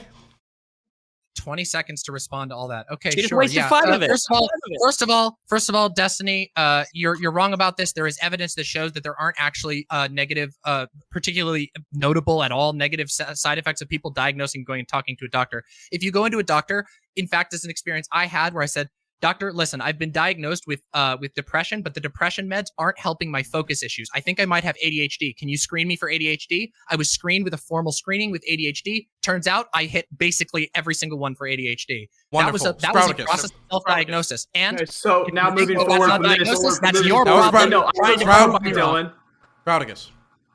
So moving, I agree with a lot of what Destiny said. That looking at yourself and being able to notice what's wrong with you and what the kind of symptoms you're showing is extremely important when you go to a doctor. That way, that doctor knows. That doctor doesn't live with you. That doctor doesn't see your everyday life. The doctor depends very much so on what you tell them feel is wrong with you. Such as I'm always tired. I don't ever have the energy to do anything. I'm always on the couch. I'm always on the bed. That's extremely important. But to go as far as to say, which DemonMama has, that when doctors are the only ones that can diagnose, it leads to asylums and gatekeeping is insane. It is absolutely insane that saying that the people that have gone to school for 8 years are not as well trained and not as well versed as you are, who when you've looked up WebMD and you've met 3 of the symptoms, so you automatically diagnose yourself with that. There's many more symptoms that can include this. Let him finish the answer. Doctors have consistently said, do not WebMD yourself. I've never met one doctor or never heard one doctor that has openly suggested, you know what, before you come see me, go ahead, look it up on WebMD and figure out what you need to do for yourself before you come see me. I want to stand DemonMama. Can I do it? Sure, then we're going to go to Josie, and then we're going to go to Loner, and then we're going to go to Xan, and we're going to wrap up the round. You know what? I'm not going to be a dick. Josie, I haven't heard from you. I'm just going to pass off my time. Okay, Josie. Hello, everybody. How are you? Happy to be here. So I think, I think there is a mistaken idea of what is being said right now, because I know that if I went and broke my arm, I would go to the doctor and say, hey, I think I broke my arm. And the doctor would probably be like, yeah, you're probably right. You probably, let's take an x-ray to verify that.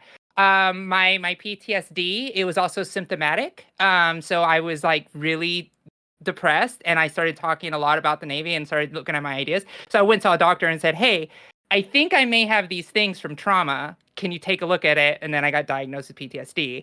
And I saw symptoms that I might be a little ADHD, and I went to my psychologist, and I'm getting a battery tested to see if I have it. So I'm not self-diagnosing myself with any of those things. Even my gender dysphoria, I didn't say, I'm trans. I was like, I don't know my gender. So I went and saw a gender therapist.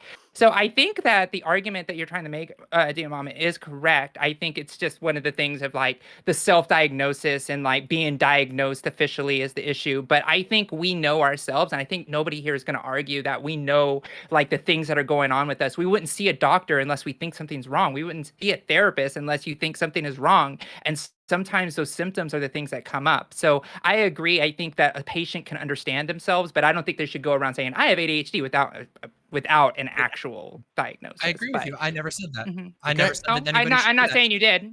Yeah. I'm not saying you did. I'm just Wonderful. We're going to go to, I think next it was LonerBox, then Xan. Yeah, I just had a couple of clarifying questions actually, because when I first saw that there was self-diagnosis, whatever, I just immediately thought like when you go to the doctor and say, yeah, I think I'm depressed, then they check and then they ask you about your symptoms, and then they come back with a diagnosis, and it's them who makes the decision. Like DemonMama, you actually said when you went to a doctor and then you asked about symptoms, and then you asked, I think this might be ADHD, can you screen for ADHD? And then they said yes, ADHD. Is that right? So as far as I know, that's you. Your self-diagnosis was much less conclusive than the diagnosis of the doctor. Would that be fair? Yeah, for sure. I never said that. I've never once made the argument that self-diagnosis should be the conclusion. Of course, I've literally said I just want to follow up then. So Destiny, was your problem with the self-diagnosis thing just that like that term online in the age of like, I don't know, Tumblr and shit, or what was the problem with that term in particular? They're using the words wrong for other purposes, I think. But like, you're not diagnosing yourself. You're just understanding your own symptoms. That's what you're doing. That's what you're supposed to present a doctor. You're supposed to give a doctor your symptoms, not a diagnosis. Saying that like I'm depressed or like I have attention problems, maybe ADHD, that's fine. But there's a difference between that and like, here's the diagnosis I have for myself. But people don't seem to want to understand that for some reason. Sounds like a pretty small distinction. It's not, well, it is here because now we're on a panel, but in her video, she said self-diagnosis could be the most important thing. And then she went on to make a bunch of anti-vax arguments about doctors. So that's now like on the panel, it's more very reasonable. nice, very nice. Nice try, dude. So we need to throw it to Xander because we only have a minute left. Yeah, so I have not followed the drama between DemonMama and Destiny, which I'm pretty sure is what kind of caused this topic to come up. So I'm just going to give my best take on this from what I've seen, and we'll go from there. So I'm surprised that I've seen so many people make comparisons to self-diagnosing mental health to breaking a leg or having a yeast infection. There's a big difference between having constipation or looking down saying, well, yeah, I got a yeast infection going on there, and knowing what's going on in your head. The human brain is unbelievably complicated. Right. It's everyone has different chemical balances, structure inside of the brain. It's very complicated. I do think, and I don't think anyone here disagrees with this, that acknowledging you've got symptoms and trying to help to alleviate them while you find like an actual diagnosis from a doctor is a bad thing. I think what's happening here is a huge misunderstanding of terminology, and that's unfortunate. But I think for the most part, we're all on the same page. Okay. I would argue that there's a deliberate attempt to misinterpret my statements. If you want to say that, the word self. Sorry, go ahead. Round is over. You'll be able to open the next round. We have one more round where we're talking about this. Okay. So I've gotten the first vote, and it's for Sprouticus. Man, they're gunning for you, Sprout. They're gunning for you. Which judge hates Sprouticus? Every single one. Yeah, right. Can I say that? That's a name tag. I kind of want to say. I'll ask him if I can say it. The first one is Sprouticus. The second one is for Connor. And the third one's for Connor. Connor, that's what you get for being nice. And Hippy Dippy Rumble. Fuck out of here. That's what you get for being nice. You gave someone else time. Look, you helped Josie out, and then boom, in the back. Listen, that's what happens. That'll teach me to be nice. That'll teach you to be a nice person. Yeah. Hi, Connor. Was it Jordan Peterson said about nice guys? Yep. Yeah. That's what happens. Hey, before you yeet me, Jordan Peterson won this round. All right. Wonderful. Bye. You have a good one. Clean your room. It's true. Clean your room. Open some windows. It's true. It's good for you. Get yeeted. Guys, anybody get waiting for my staff to eat it, but there we go. Okay. Next, we have PrimeCayes. And also, I didn't shout out Josie at the start of the last round, so Josie's here too. Okay, we're going to continue. DemonMama, you can open this round. Mental health, same issue. Wait, no. If she opens, then everybody responds to her and she gets stuck for 30 minutes. How should she get another opener? Dude, calm down, man. You know what? Destiny? I haven't even got a chance to talk to Destiny? Yeah. Who asked? DemonMama. Thank you. Yeah, so I really encourage people to go actually watch my video and not just listen to whatever nonsense has been filtered through Twitter. The fact that, like, first of all, the idea that like saying the word self-diagnosis is somehow deeply inaccurate is just ridiculous. Like, self-diagnosis is a perfectly valid term. You could also say non-clinical diagnosis, but a self-diagnosis is naturally non-clinical unless you're a doctor. And even then, you know, there's limits to your ability to diagnose yourself. Obviously, there are varying degrees of complexity for all kinds of things that you might engage with. But what I said in my video, the wording was, arguably, self-diagnosis is the most important step. And I think it's interesting that people have ignored that in order to say that I'm some kind of like anti-vaxxer. It feels very weird. It almost feels like people have a motivated reason for why they're making these straw men about me. But whatever. The fact of the matter is that self-diagnosis is incredibly, incredibly helpful, and it can also help you get to a more accurate diagnosis. There's all kinds of things that you can do from the first thing, but you need to be able to recognize these things in yourself. Also, if it's somehow like bad that I said the word self-diagnosis, which I don't agree with that analysis, then I guess you should probably talk to Windows as well, because they have your diagnostic tool that helps you figure out what's wrong with your computer, and you're not a technician. So I guess you might want to have a word with Microsoft as well. Okay, Sprouticus and Zan and then Destiny. So, I agree with you on the first part. I'm going to call it something different, but that's just semantics. I'm not here to argue semantics. Recognizing what is wrong with you in your life is very important when you're dealing with disorders, when you're dealing with what's going on. Recognizing your arm hurts, you fell on it, it hurts very bad. You may have broken your arm, you also may have sprained your arm. Those are two very different things treated in two very different ways. And the doctors, and this is going to kind of close mine kind of statement, is that the doctors, when you go to a doctor, they don't trust the patient. They never trust the patient when the patient walks in. Doctors will 100% verify what you say. You don't walk in and say, yeah, this happened to me, and this is what's going on, and this is what it is. The doctor will never trust you. They will always take a step back. They will always do something else to verify that is what it is before they make a diagnosis. You don't just walk into a doctor, say, yeah, I've got this, and they'll, oh yeah, you must have that because you told me that you have that, and here's your medicine. I don't think anyone disagrees with this. No, I do. With Oh, that. that's not true, by the way. The idea That's not true. Okay, wait. Yeah, the idea that No, doctors no, don't trust no, their patients. no, Sorry. no, no. So we have a time keep. We're keeping time with track of how much people talk. So we're throwing it over to Zan, then Destiny, then Prime. Okay. Yeah, so it seems like what's going on between DemonMama and Destiny, elephant in the room, I know they are not fans of each other, and that's going to happen. But I want to add a little bit on to what Hunter said earlier in a way that does not come off as bad faith, I guess, because that seemed to be how it's coming off. I don't think what DemonMama was saying was exactly an anti-vaxxer argument, but I have debated many times people who have made anti-science arguments, and they've made that argument that sometimes doctors are wrong. They'll bring up examples of the way that the federal government or doctors thereof have engaged in bad practices or have come to the wrong conclusion or have engaged in experimentation that's been wrong, how mistakes are made by doctors and you have to be referred, and that is completely true. And I think the problem is there is that I'm gonna be honest, I think Destiny's got a bit of a bias against DemonMama. I know. I'm gonna take issue with that. But yeah, I think that's the point DemonMama is making, that there is the possibility of doctors being wrong, but that is often, to be fair, often used a lot by anti-science people, anti-doctor people. And I've heard it many times from conservatives who've done that. And I understand the concern there. Okay. Next was, I said Zan, next I said Destiny, right? Yeah, so the difference between trying to like self-diagnose like an obvious physical ailment versus a mental ailment is entirely different. Like generally, like a cognitive distortion doesn't occur when you break your arm. Anybody can look at their arm and see if it's clearly broken. And it also doesn't even really work as an example, because if you say that you quote unquote broke your arm, the doctor's not just going to treat it like a broken arm. You're going to get an x-ray to verify it. Now, there isn't a comparable thing like that for the brain, unless you like kill somebody and chop their brain open and start like trying to like test for gray matter or something, right? Like there isn't like there's generally not a physical test for the vast majority of like things that affect the mind. So that's one thing. Secondly, I don't want to run around in circles on this, but I don't understand why people don't understand the difference between what a diagnosis is, whether we call it a non-clinical diagnosis or a diagnosis, versus understanding what a symptom is. There is a difference. Like I can go to, like I might think I have like the flu, or I might think I have something, and I go get some like cough syrup, or I go get like something for like a fever or whatever. I'm not diagnosing myself with a particular virus. I just understand I have some symptoms and I'm trying to treat the symptoms. There is a difference between like recognizing a symptom rather than diagnosing yourself. And when we're talking about people that might have a mental illness that might inhibit their ability to understand themselves well or understand what's going on around them well, the idea that those people are in a position to make a self-diagnosis is just not true. All you have to do is change the language to, you should be able to recognize your symptoms and whatnot, and then you should be able to go and talk to your doctor about them. Change that from, you should get a self-diagnosis first. It's the most important thing. Don't let doctors gatekeep you from getting a diagnosis. Can I ask you something real quick? Can I ask a clarification then? Are you willing to roll back your ridiculous statements about me being an anti-vaxxer then, now that you've completely changed your argument?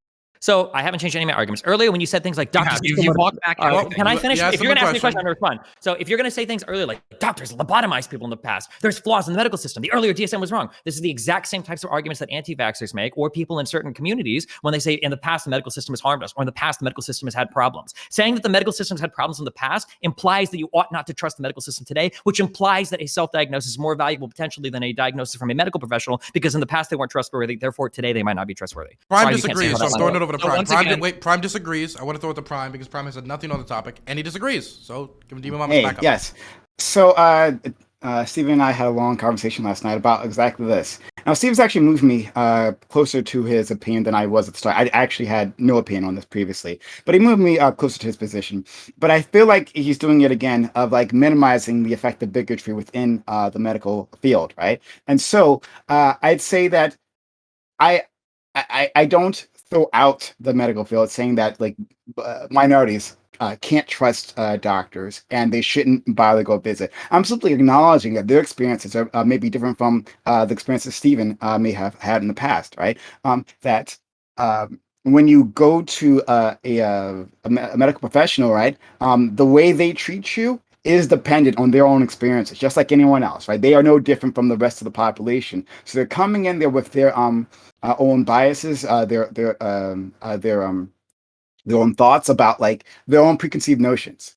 And so that affects their treatment. Like this, I'm not saying anything revolutionary here, right? It's very basic stuff. So all I want to say is that in terms of people having access to medical care, they may have that access, but it doesn't necessarily mean that the treatment they'll get is sufficient. So I can understand a person trying to self-diagnose because they're not getting the treatment they feel they deserve. However, I do think that they simply shouldn't trust their own diagnoses, right? Like I feel that should always be double checked. If you feel like there's a problem, if you feel that your doctor has diagnosed you with something wrong, right? Well, then yes, get a second, third, fourth opinion if you have to, right? Until you feel that you are getting the treatment that you deserve.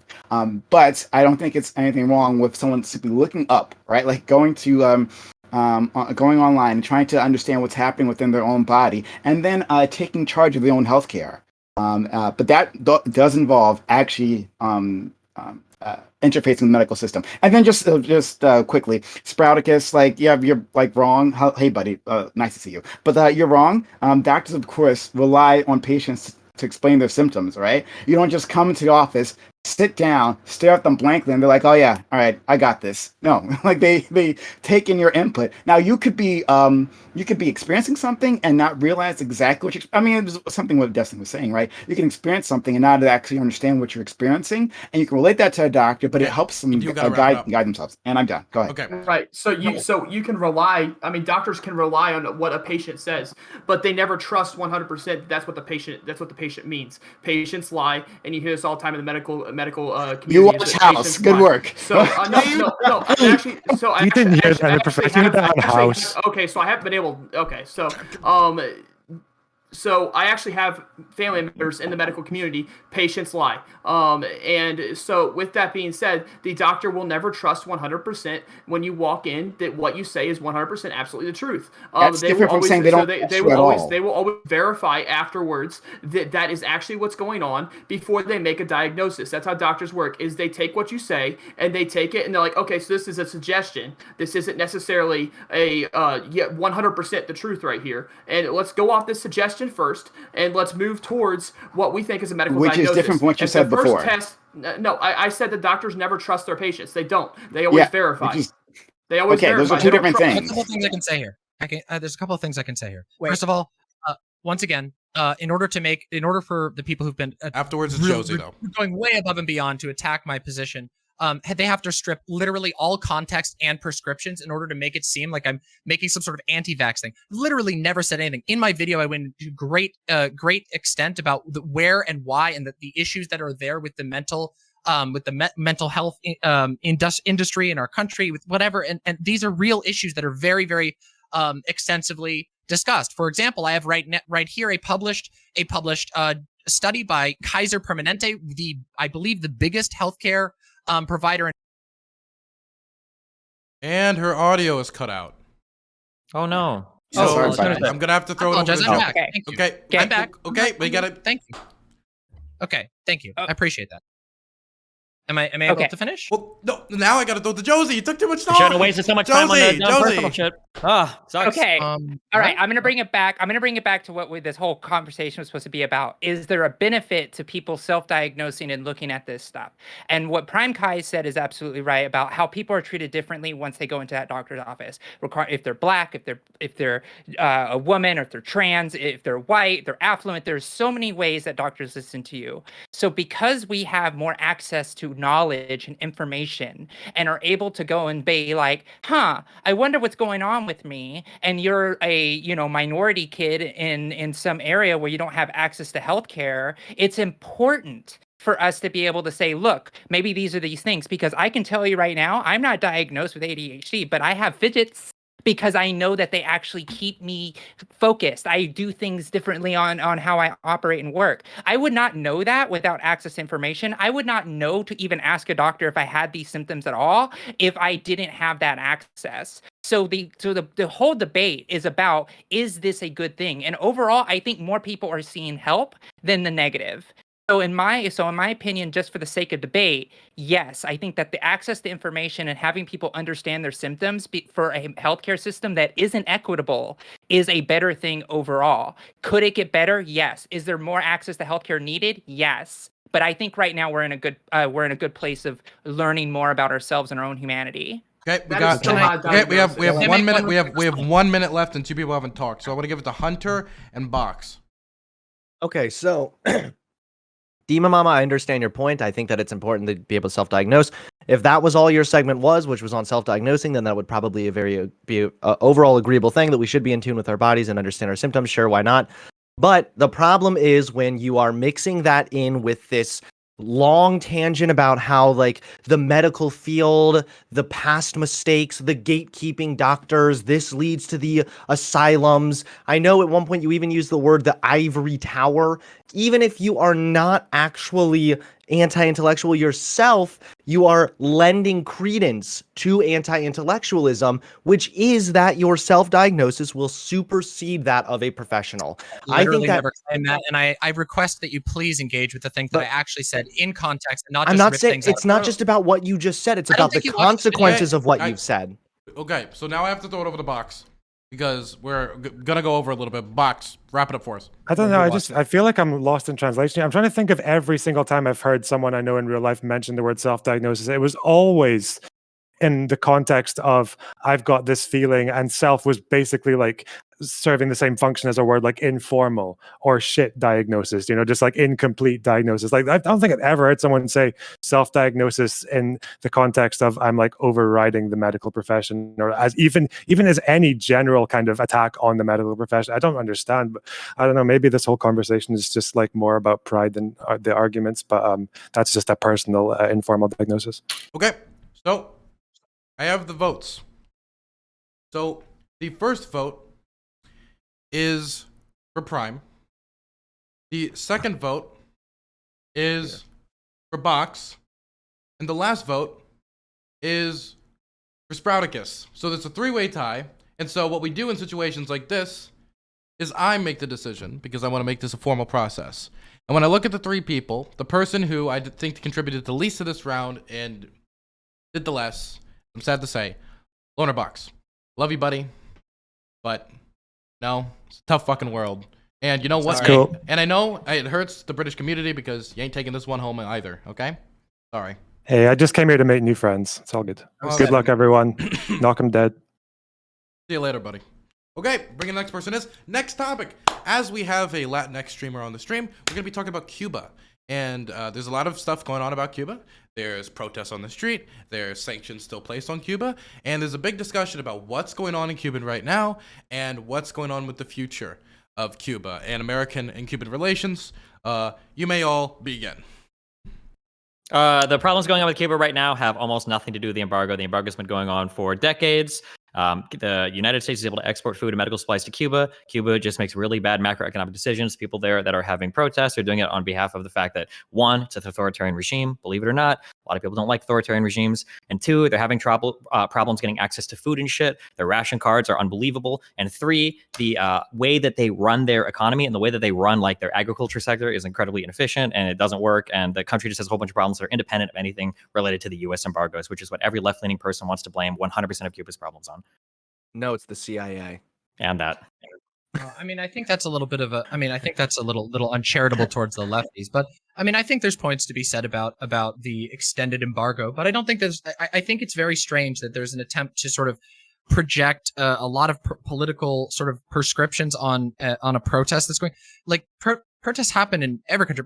Protests happen here. Like, I think it's perfectly reasonable to assume there are people who have legitimate grievances with the Cuban government, especially given a lot of controversial things that the Cuban government has done in the past. But I also think that it's not fair to just completely disregard the fact that there has been not just an embargo, arguably a blockade that's been put on Cuba, and that is going to damage things. That's going to lead to bad living conditions. And we already know this. We've talked about this extensively with regard to how Trump affected Iran, with the sanctions in Iran just driving COVID deaths through the roof.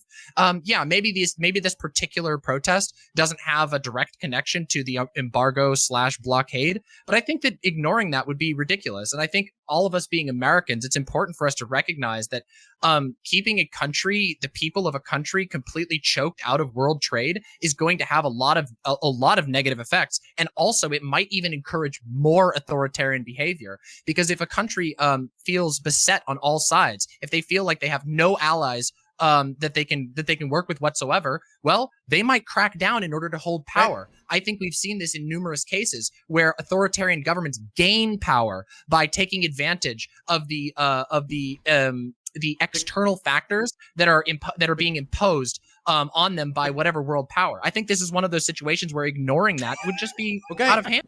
Got it. Can I go next? Yeah, okay. Can I go next? You gotta let me go next. Hey, how's it going, everybody? DemonMama, I have to have a chat with you about this self-diagnosis thing. The topic's over. Later. The topic's okay, over. But wait. Yeah. And okay, I want to say, as someone who is from Iran, I know that the economic sanctions definitely fucking hurt a lot of ways, but I think it's foolish to fall into this trap of saying that it's only the economic sanctions that are causing problems in any of these given places. The people of Iran absolutely fucking hate the government because it's completely corrupt. They just had an election recently where they didn't let any moderates run. All of the moderates were banned from running, and I didn't hear leftists saying anything about this or you know, it's because America wasn't involved in that. So I think it's important to note that yes, sanctions are harmful, but at the same time, the governments of these various countries also have a role to play as well. And it's like it's foolish to go all the way to one side or all the way to the other side. So, I definitely say holy moly, that was a lot of response. That was a lot of people. Okay, but a lot of people haven't talked yet, so I gotta throw it over to, I would say, no, it's SprouticUs, foreign policy expert. Okay, so the United States should go over and help the Cuban protesters. The Cuban government has been dictatorial for a while now. We've sat by and watched it. President Obama practically praised Fidel Castro while he was in office. So we need to go over there. We need to stop this dictatorial process we're letting happen off just under 100 miles away from our shores. We need to go over there. We need to help. And then after we institute a new government in Cuba and help assist them all the way through, just like we did with Japan after World War II. We help assist them all the way through, all the way to completion. And then we, while we're doing that, we lift the embargo. We start to give Cuba trade. While Cuba is dictatorial, we should not be trading with Cuba. Bay of Pigs 2, Electric Boogaloo. Next, I'm going to throw it over to, I'll say Josie Rose.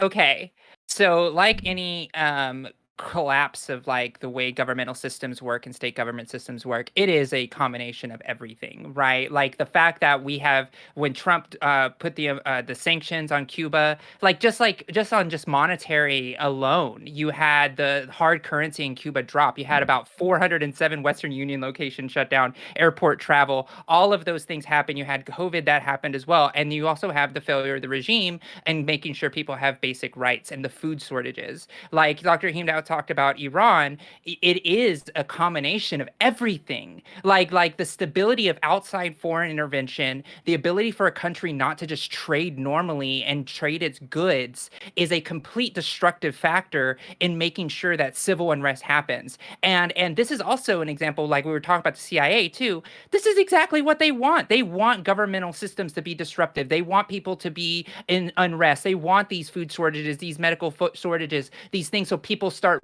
ripping their government apart, so it's easier for them to have a regime change. Now, that may be a little conspiratorial, but the U.S. has a really high history of doing such things. So what we have to do is, yeah, it is a little. But at the end of, yeah, but the thing about it is the people of Cuba are suffering. I know people that have family in Cuba, and they are really shook right now. They're afraid that their elderly family members aren't going to get the medical care that they need or are going to die. They're already trying to plan ways to go and see their family because they're afraid of the food shortages and the fact that disease is starting to spread because the basic economic systems in Cuba aren't working. So the things that we need to do right now is humanitarian aid, stop this silly blockade, and actually help people like we're supposed to. Cuba went all over the world trying to help prevent COVID with the best scientists in the world. They tried very hard to help with the vaccine efforts as well. And this is what we do to repay them, is just to sit and watch as their country begins to unravel. And we need to do the right thing and help the Cuban citizens. Okay. Gonna throw it. Can I just say one? I gotta throw it to Destiny. Very quick. Okay. Thank I just you. wanted to respond As to James as a Latinx Cuban member of this panel.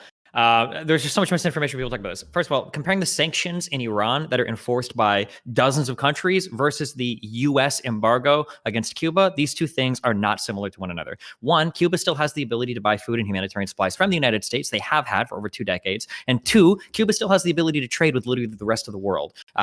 Sorry for the ad hom, but I think it's a little rich that lefties that say that America engages us in imperialism all the time, that America's this horrible trading partner, are saying that Cuba is suffering just because they don't have access to the U.S. like markets. That's pretty funny to me. Number two, there is no blockade. I don't know why we keep saying blockade, but there is no blockade. That doesn't exist. Number three, talking about the fact that like the Cuban currency dropped, it did. But again, these are macroeconomic policies related to how the Cuban government runs its monetary system. Their ending of the dual currency system is why their currency is having so much trouble. Their inability to export goods or services to other countries because of their horrible mismanagement of their agricultural sector are not things that can be blamed on the United States. I'm sorry. And then in terms of the country cannot trade normally, the country can trade normally. They can trade normally with everybody in the world, just not the United States. Again, if you think that access to U.S. markets are so important that it's like foundational to a country surviving, that's just kind of ironic to me coming from people to say that the U.S. engages in like predatory trade practices. Okay, DemonMama, multiple people haven't spoken, but I'll give you like 10 to 15 seconds, okay? And I'll count. Real I swear. I just wanted to respond before it gets too far away from something Heem said. Heem said he doesn't hear anybody say like give fair credence to the protests in Cuba. I literally did in my opening statement. Wait, I said I didn't say anything about Cuba. I didn't say anything about Cuba. I said let her finish. I gotta let me just finish. What I was saying is that I think I literally said in my opening statement that I believe I have no doubt. This was the wording that I used. I have no doubt that there are very legitimate grievances against the authoritarian government in Cuba. I just wanted to be clear to make sure that you know. That was 30 seconds. Prime. So I think that leftists, I think it's a fair criticism that leftists often give cover to like communist governments, right? Like undue cover to them, simply because like the amount of criticism coming their way is just completely unfounded, right? So like on the other end, you kind of overcompensate, and then you can end up defending some pretty like terrible shit, right? So I don't know enough about the Cuban government to actually make a statement about exactly how they treated their citizens, but I could believe that the rhetoric you hear in leftist circles might be a little overwrought, right? But of course, like I can't let this go by. Like SprouticUs, buddy, I love you. You know, you're great. But what the fuck? Invade? So your answer is like, oh, there's a protest in the streets, so we invade. Should that happen for all countries, right? Like any country where there's civil unrest, the U.S. should come in, like, and just like put a new government in. Just take one, you know, like we did so well with all the other countries we've invaded, right? So yeah, we'll just like transplant that and put a new country in there. Like that's ridiculous. I mean, that's like platinum. I mean, I guess why no one actually like talked about this, because it was such a ridiculous topic. Then why would we even bother with it? But I'll take the time because I like your Sprouticus, and this was a fucking terrible idea. All right. I mean, you can say it's a terrible idea, but it's what we did with Japan. We stayed with Japan till it was completely done, and we're actually still with Japan. We are their military. In the treaty that we have with Japan, we are their military. So they have an SDF, so they have self-defense force. Libya, like, I mean, and so if we did that with Cuba, I think Cuba could turn around. Cuba could be a great nation if they had a sustainable government that could sustain their citizens, give their citizens natural rights. And I think Cuba could. Do you think that's what they're on the streets for? Right? Do you think that's what the people want? That the protests you're seeing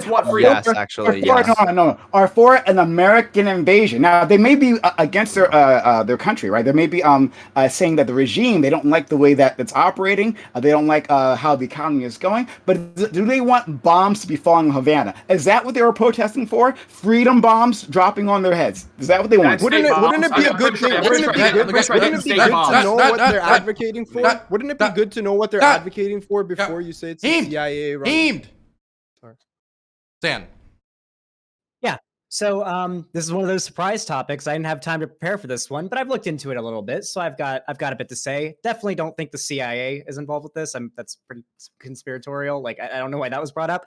But it seems like the people protesting here are protesting for reasons that people generally tend to protest for, and that seems to be a lack of basic needs that a human being needs to survive. It seems like Cuba's access to food and medical supplies has been waning for a while, and the coronavirus pandemic has massively harmed that.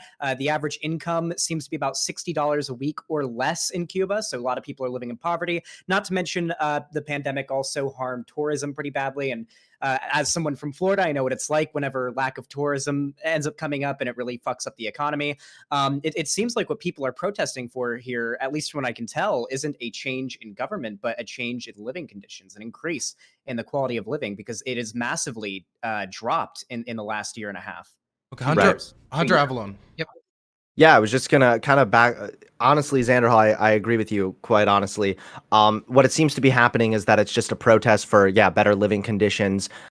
This is being framed as like an anti-communist protest by some. It's not really like an anti-communist protest at the end of the day. And then it's also being framed as like a CIA op, which is just like conspiratorial and kind of laughable. When it's true that America has a history of messing around with Cuba, but if you look at the way that these protests are going compared to like the Bay of Pigs or the multiple different apps and data mining that they try to do, it does not compare at all. Like there is no evidence that this is the CIA at all. But we have people, lefties like Mike from PA was like pushing this bullshit out. So maybe one day he'll challenge for the championship. I mean, I don't. Okay, I think so Okay, so for the rest of this, I'm just going to repeat the rules since... Wait, let me just check. I don't want to be ableist. Does anybody in here have a hearing problem at all? Like a history of hearing problems? No! I do. Then, my favorite Latinx streamer, I'm sorry. I support you through these types. It's Latinx also, thank you. Okay, wonderful. But I just want to make clear to everyone, when I'm speaking, no one else speaks. From forward over, okay? I'm going to use my executive authority more assuringly. Now, Eris gets ditched us. No response whatsoever. I assume she was too terrified by the contestants. So I'm going to give you all a gift. No eliminations this round. None. You all get to stay for another 15 minutes. You're welcome. That's what the chief executive here could do for you. You're going to continue. 15 minutes. You can continue on the topic. So the people in Cuba, they want freedom and liberty. They want natural. Sorry. Oh. Sprout, you can go after. Wow, actually, from now on, I'm gonna raise my hand. It actually works, guys. So listen, the thing is we're people on Twitch, especially content creators, people want to just comment on breaking news right away. I've refrained from commenting on this situation because I know that there's probably a whole lot of fucking nuance that I need to educate myself on before I fucking weigh in on this shit. But you have people who put in all capitals CIA involved in Cuba before they even fucking read into what is going on. And I think this is a major problem with like the over radicalization that exists on this platform in all cases, whether we're talking about medical information or the CIA. That there's so many situations in which people just need to look into it a little bit more before right away jumping to the most conspiratorial position. It might be a case that just perhaps there's a downside of capitalism or something that causes a certain problem. But when we go right to the extreme position of like, okay, that's it, just overthrow everything, everything's fucked, then it's like, what is the point of even having these discussions if we're just going to go right to from the extreme right? No offense, Sprouticus, when it comes to immigration, to the very fucking extreme left when it comes to, CIA is involved in everything. I hate that. And I wish that we could maybe acknowledge that altogether and move towards a more productive conversation. Yeah, I'm more than happy to. These Cubans, they're protesting their government and again. So these I would like I said Sprout then DemonMama. Oh, sorry, I didn't. Okay. So these Cubans, they're protesting in a government they're not allowed to protest against the government in.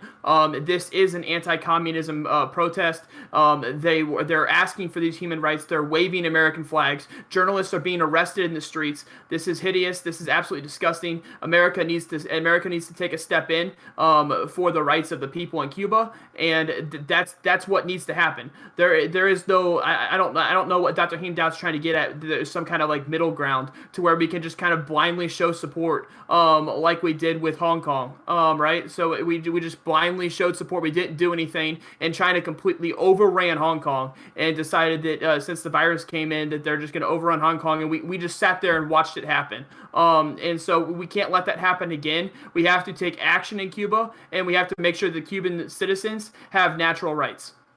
Can I butt in really quick? I haven't talked in a while. It's a DemonMama. Okay. Thank you.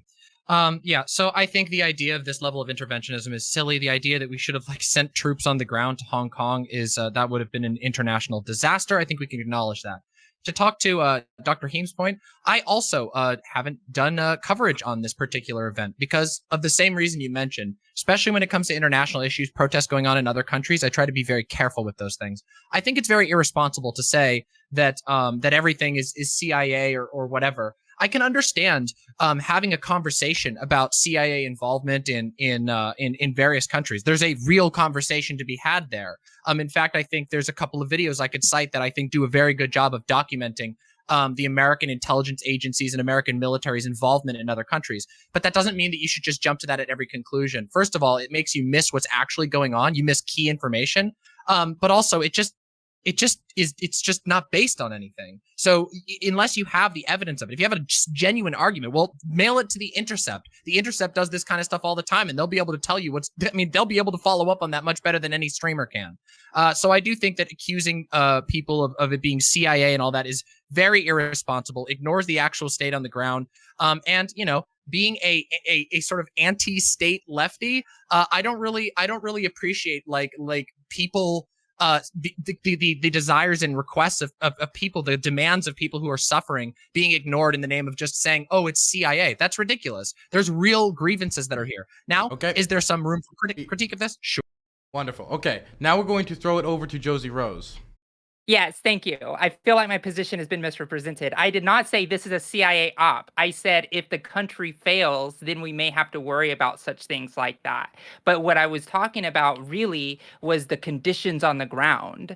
The fact that a lot of those conditions on the ground were expedited, or I guess made worse, was because of the sanctions that were put on Cuba, where one third of their revenue comes from remittances from Cuba. So people going to Cuba, giving family money through Cuba, and all of that. Like people sending money to Cuban citizens was one of the economic pillars that kept Cuba going. And I have to disagree with what Destiny said earlier about like Cuba can trade with anybody. If you were to say that to Mexico and say, hey, Mexico, you're not going to trade with America anymore, you don't think that would devastate their economy because they're so close? The fact that they are so close to us basically makes them a bordering nation.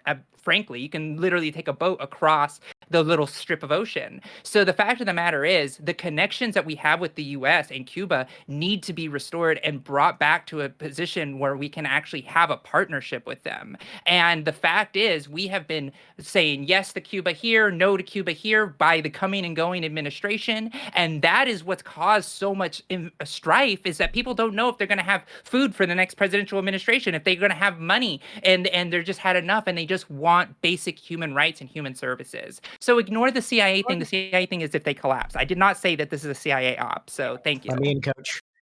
And to add one thing on there, just a very quick thing. I got it. We got to keep it going. We're throwing it over to XanderHal. I don't think he's talked. Have you talked this topic? No, I haven't. Okay, Zan. All right, yeah. So as this panel's resident Floridian X, actually, I will say that I think there is no reason whatsoever, nor is it realistic for what Sprouticus said, to expect that America is going to invade Cuba, occupy it, and put in place a new government. There's no reason to do that whatsoever. It would be unbelievably unpopular. No, whatever president that did that would probably be committing career suicide. That would lose them the election, possibly. Americans at this point are not in big favor of occupying other countries. You can tell because of the fact that even though we've got fairly good reason to be in Afghanistan, Americans want our troops out of Afghanistan. What's probably most likely is that out of a gesture for good PR is that we'll probably Zan, send some. Did you lie to me? Did I lie to you? Did you speak this topic? Yep. Wait, did I spoke last round, not on this round? No. Wow. Anyway, so we're gonna keep going. Oh. Can I add one small thing to what Josie said? No, we gotta go to the next person. We're gonna go over to I just gotta make sure everybody has time to talk to topic. Who hasn't talked yet? This topic? Now this round. See the difference there? Who hasn't talked this round? Anybody not talk this round? Yeah, nobody's gonna fucking lie to me anymore, are they? Nah, nobody's gonna fucking lie to me now. Okay, I'm gonna throw it over to nobody else really wants to, who wants to talk? There we go. Okay, so we're gonna throw it over to Prime, then DemonMama, then Destiny, then Sprout, then we'll wrap it up.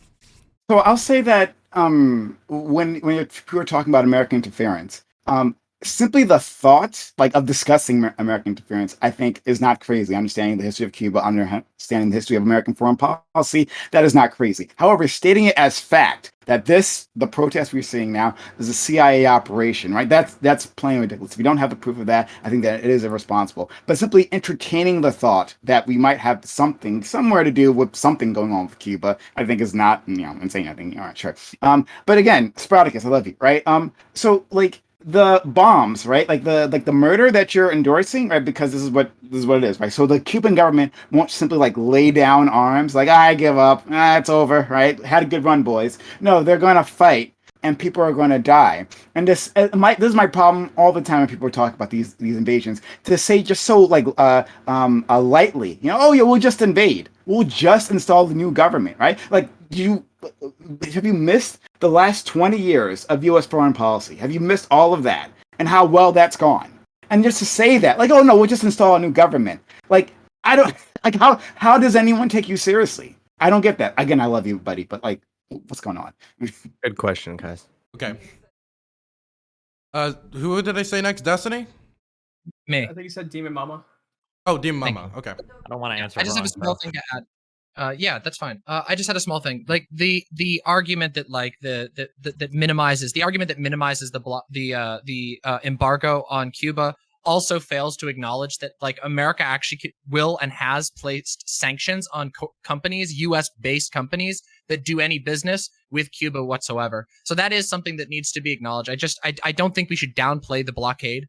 Of course, I think it's absolutely ridiculous to immediately jump to the CIA, but let's not downplay things that do have huge humanitarian impacts. These are people that we're talking about. Even if you disagree with their authoritarian government, which I entirely do, I think that we should recognize that having widespread embargoes that do involve sanctions on U.S. corporations is more than just a simple basic embargo. It's not easy to get around that, and that's clear by this is numerically obvious. Okay, Destiny, you're next. Yeah. Okay. So the United States has sanctions on Cuba, which includes sanctioning U.S. companies doing business with Cuba. Of course. I don't know why we're restating that over and over again. That's what a sanction is. That's what it means when you have an embargo. Number one. Number two, it's not a blockade. I don't know why we keep calling this a blockade. It's not a blockade. There is an embargo between the U.S. and U.S. companies doing business in Cuba. We also keep mentioning humanitarian things. The United States is one of the biggest exporters of food to Cuba. Cuba can buy food and humanitarian supplies from the United States if they want to. So they've been doing this for over 20 years. If they're running into a big crisis now, it's probably not because of the U.S. embargo. There's probably other things going on. We can say that the United States embargo on Cuba should end. It probably should. I don't think there's a good reason to keep it up. But to say that that's a big contributing factor to why Cuba is having problems today is just not true.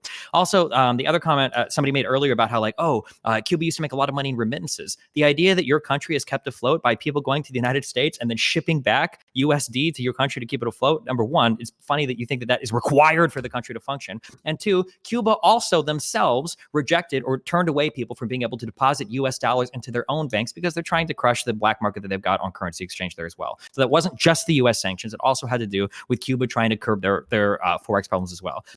Also, I will say the idea that I didn't say this, yeah, I did it. I was entertaining the thought is one of the stupidest things I've ever heard in my life. If there was an alt-righter here saying some shit no, I'm not saying the Jews did it, but maybe okay, why would you even float the idea unless it's something that you're seriously considering without trying to put that in people's minds? Trying to say that the CIA is involved in any of this at all, even just floating the thought is incredibly fucking offensive and incredibly fucking stupid. I don't know why you would the words would even leave your mouth unless you're just trying to be an ideologue or playing to some agenda to push your cutesy little lefty ideas and to downplay the struggles of the people that currently exist on that island that are protesting for very real humanitarian reasons, not involved with the CIA or your delusional Twitter fantasies.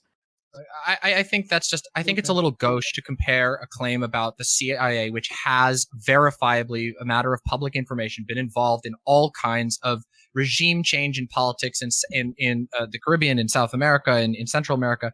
This is a matter of public record. So I think it's a bit gauche to compare that to alt-righters saying that it's the Jews. First of all, the CIA is an organization. Jews are a group of people. That's really, really over the top and hyperbolic. I hope you don't actually mean that. But yeah, I do think it's irresponsible still to make claims about that without evidence. But I don't think anybody here did that. I don't think anybody here even made a reference to that. Even but why Josie, are we talking about it? I mean, I don't know.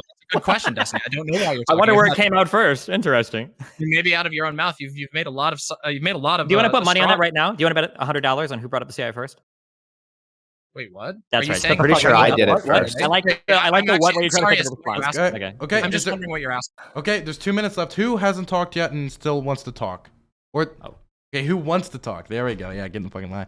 Okay, Sprout, then Josie, then we'll wrap it up. Okay.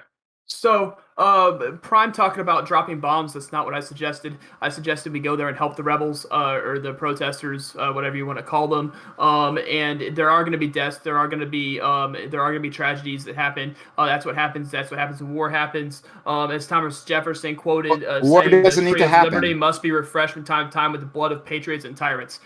Freedom doesn't come free. We say this all the time in the United States. I don't know why this is a surprise now that freedom doesn't come free, and that's what Cuba wants. Cuba wants freedom, and to compare Cuba to the Middle East is a little bit disingenuous. The Middle East is far different geopolitically than Cuba. Cuba is literally got an a few island that we cliches in the don't. book, come on. Cuba is literally an island. ISIS is not present in Cuba. The Taliban is not present in Cuba. It's far different geopolitical issues that compared to is a little bit. Good observation. Taliban isn't President Cuba. Wait. Okay, yeah. So, Josie, wrap us out. Okay. All right. So Destiny, I have to disagree with you. The fact that you say that the third most lucrative source of revenue is like government remittances and tourism and things like that, then and you're saying that helped with currency manipulation. So are you agreeing with the Trump policy that caused that entire system to completely crumble? And then with that stacked onto the pandemic, completely devastated them with a few year time to be able to restructure their entire economic system to not have that, and now that's on them? Like these are normal people that are sitting there trying to feed their families, and you're just like, well, tough on them. They shouldn't have been relying on remittances. They shouldn't have been relying on things that are outside of their government borders. A lot of that is because of the colonialism of the world that put them in that position in the first place. So the fact that we didn't restructure their economic policies that or help them with that, then we just removed one third of their revenue, and then the tourism dropped, and then all of that stuff. It's like that was completely Trump's doing. So I know you don't agree with that. So I just find that very interesting that that's what you pin it, and that's like it's their own fault that they take that money. Okay, so I want to say that there's a lot of outrage about that Zan kick, but let me just say, okay, I gave you all a round off, and people do not lie to Dylan Burns. You got to listen to the nuance of my words. My words are very good. They're the best words, the best. You got to listen to them carefully. I said topic, not round. That's a very specific word, isn't it? And you know what? Dylan Burns giveth and he taketh away. And Zan in his shout out, talking about Vosh stole it, okay? Well, you know what? Vosh screwed Vosh. And this is the result of it. And since you guys complain so much, this is going to be the deplatforming round. And what that means, instead of one person getting kicked out, 3 people are going to get kicked out this round. That's what happens when you disrespect the business, just like Vosh did, just like Xander did, just like the rest of you did. You want to be a little martyr, XanderHal, you can be the martyr, okay? So, the 3 people who were kicked out, according to judges' votes, the first one is SprouticUs. Sorry, Sprout, you've been kicked out of the room. Right. The second person is Josie Rose. Sorry, Josie, you've been kicked out. And the next person is PrimeCayes. Sorry, Prime, you've been kicked out. Welcome to the business. What? I've been here for a year, motherfucker. Well, you know what? It was long enough you get welcomed. Goodbye. Bye. Bye-bye. Okay, we're bringing 2 people in. An intellectual heavyweight, critically thinking veteran, my favorite to win the whole tournament, and Shark Zero, replacement for End of the Nugget. Thank you very much. Now, the next topic, which we have, is going to be a simple one. Identity politics. Is identity politics an issue in modern America? Has it been weaponized? Has it become something that is a shell of its former self, something that needs to be done away with? What do you guys think of identity politics? That's the topic. I think identity politics is an important part of our political system in terms of like how we identify ourselves, but I think that people have probably been using it or wielding it in pretty destructive ways, and people are losing sight of like some important things when we like do political analysis in the United States. Let me be more specific. So when we look at the 2020 election, we tried to look at a lot of things through like these racial lenses, which in some ways can be positive, but in other ways can be damaging. For instance, we tend to view like all Black Americans as having a similar U.S. experience, or all Hispanic people as having a similar U.S. experience. And I think that that lens, that framing of issues has led to the Democratic Party missing out on like the differences in a lot of these groups of people. And I think that it's starting to harm us in terms of how we view people. So I guess I'm not arguing for less identity politics. I'm arguing for more identity politics. You just have to be careful like how you view these identities and how you wield them. Yeah, and I would have to say that like I would agree with you to the point that identity politics is in fact very harmful, right? It's so harmful, in fact, that what ends up happening and what has been happening on the Democrat side for, I don't know, the last 150 fucking years, right, is that the politics that they use to pander, right, to certain groups because of their immutable characteristics has only led to a further divisiveness in the culture here in the United States, right? So, like, the idea that we should even be focused on anything that is related to immutable characteristics so far as, like, you know, how government is structured and holding people responsible when they do wrong, or, you know, setting up a system for, you know, entrepreneurs and business owners to be able to engage in the market freely and for people to be able to make those decisions is quite frankly kind of silly to me. Okay, so I guess by CTV's argument, we're going to say that the civil rights movement was apparently identity politics gone mad. The trans and queer liberation movements are. I'm glad that you decided to go way off topic with that. Yeah. Wait, I mean, I'm literally addressing exactly. Oh, you're literally just going way off topic. You just said that identity you politics literally just went way off Keep topic. in mind that critical thinking veterans like shtick is being like as stupid as humanly possible. Like I literally. And there's HunterAvallone. Let's go get him, CTV. Yeah. That's right. And HunterAvallone clearly is just in the debate bro mentality where he just can't have a thought that's more than 5 seconds in front of him. Hey, right? CTV, I took a shit. Hey, buddy, dude, I took a shit this morning that buddy, outpaced dude, how you you doing? intellectually. You doing all right tonight? Did you I love your hair? critically Does it look thinking good? vegan. Hey, yeah, my hair's actually looking really nice. What's your hair look Is like? it? Are you sure? Because it looks like a mop.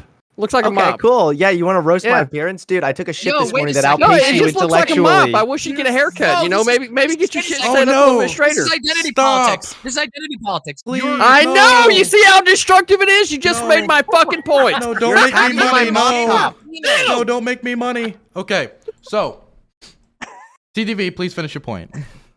That's entirely the point, right? Is that whenever you start identifying, you know, people by their appearance or their immutable characteristics, that's when all the whole shit fucking falls apart. Whenever the people should be doing is focusing on the frameworks of the government, how you can set those things up. That's it, right? Don't focus on the individual characteristics of like what's immutable to each person. Set the system up in such a way to where every person has the ability, if they're willing to put the work in to earn something, for them to be able to go out there and do that. Can I jump in? I need to. Please, to. I haven't address spoken this. yet. I haven't spoken yet, though. I know, but I didn't even get to finish the sentence. But Yeah, but I like Okay, King better. wait. Okay. Dylan, So, decide. Okay, DemonMama, 20 seconds, then DrHeemed. All right. Okay. thank you. Yeah, the idea that like there's no relevance of identity politics when we have a government that already regularly engages in identity politics and has. There are all kinds of government policies that target and unfairly treat members of our society based on their identity. As long as that exists, there will always be a need for identity-based analysis, and that is very, very important. It is key for our civil rights. Our Yes, I huge agree. civil rights movements have been based off of identity politics. Identity politics is essential. Heme time. Let's go. All right. So I do think that in some aspects, it can go a little bit too far, even from the left side. For example, in Oregon, a few months back, they passed some sort of curriculum where teachers had to re-educate themselves on how to teach math and not be white supremacist in math.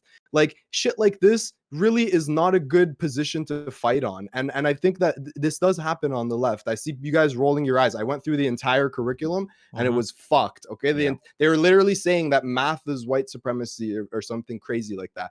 These, in my opinion, are losing arguments. You can, the left side has so many better arguments that we can make on policy things that can change people's lives and improve them. However, having said that, I will say conservatives overdo it on the other side by turning everything into a fight about CRT and turning everything into immigration instead of actually conservatives really don't propose any fucking Well, you might say legislation. Republican.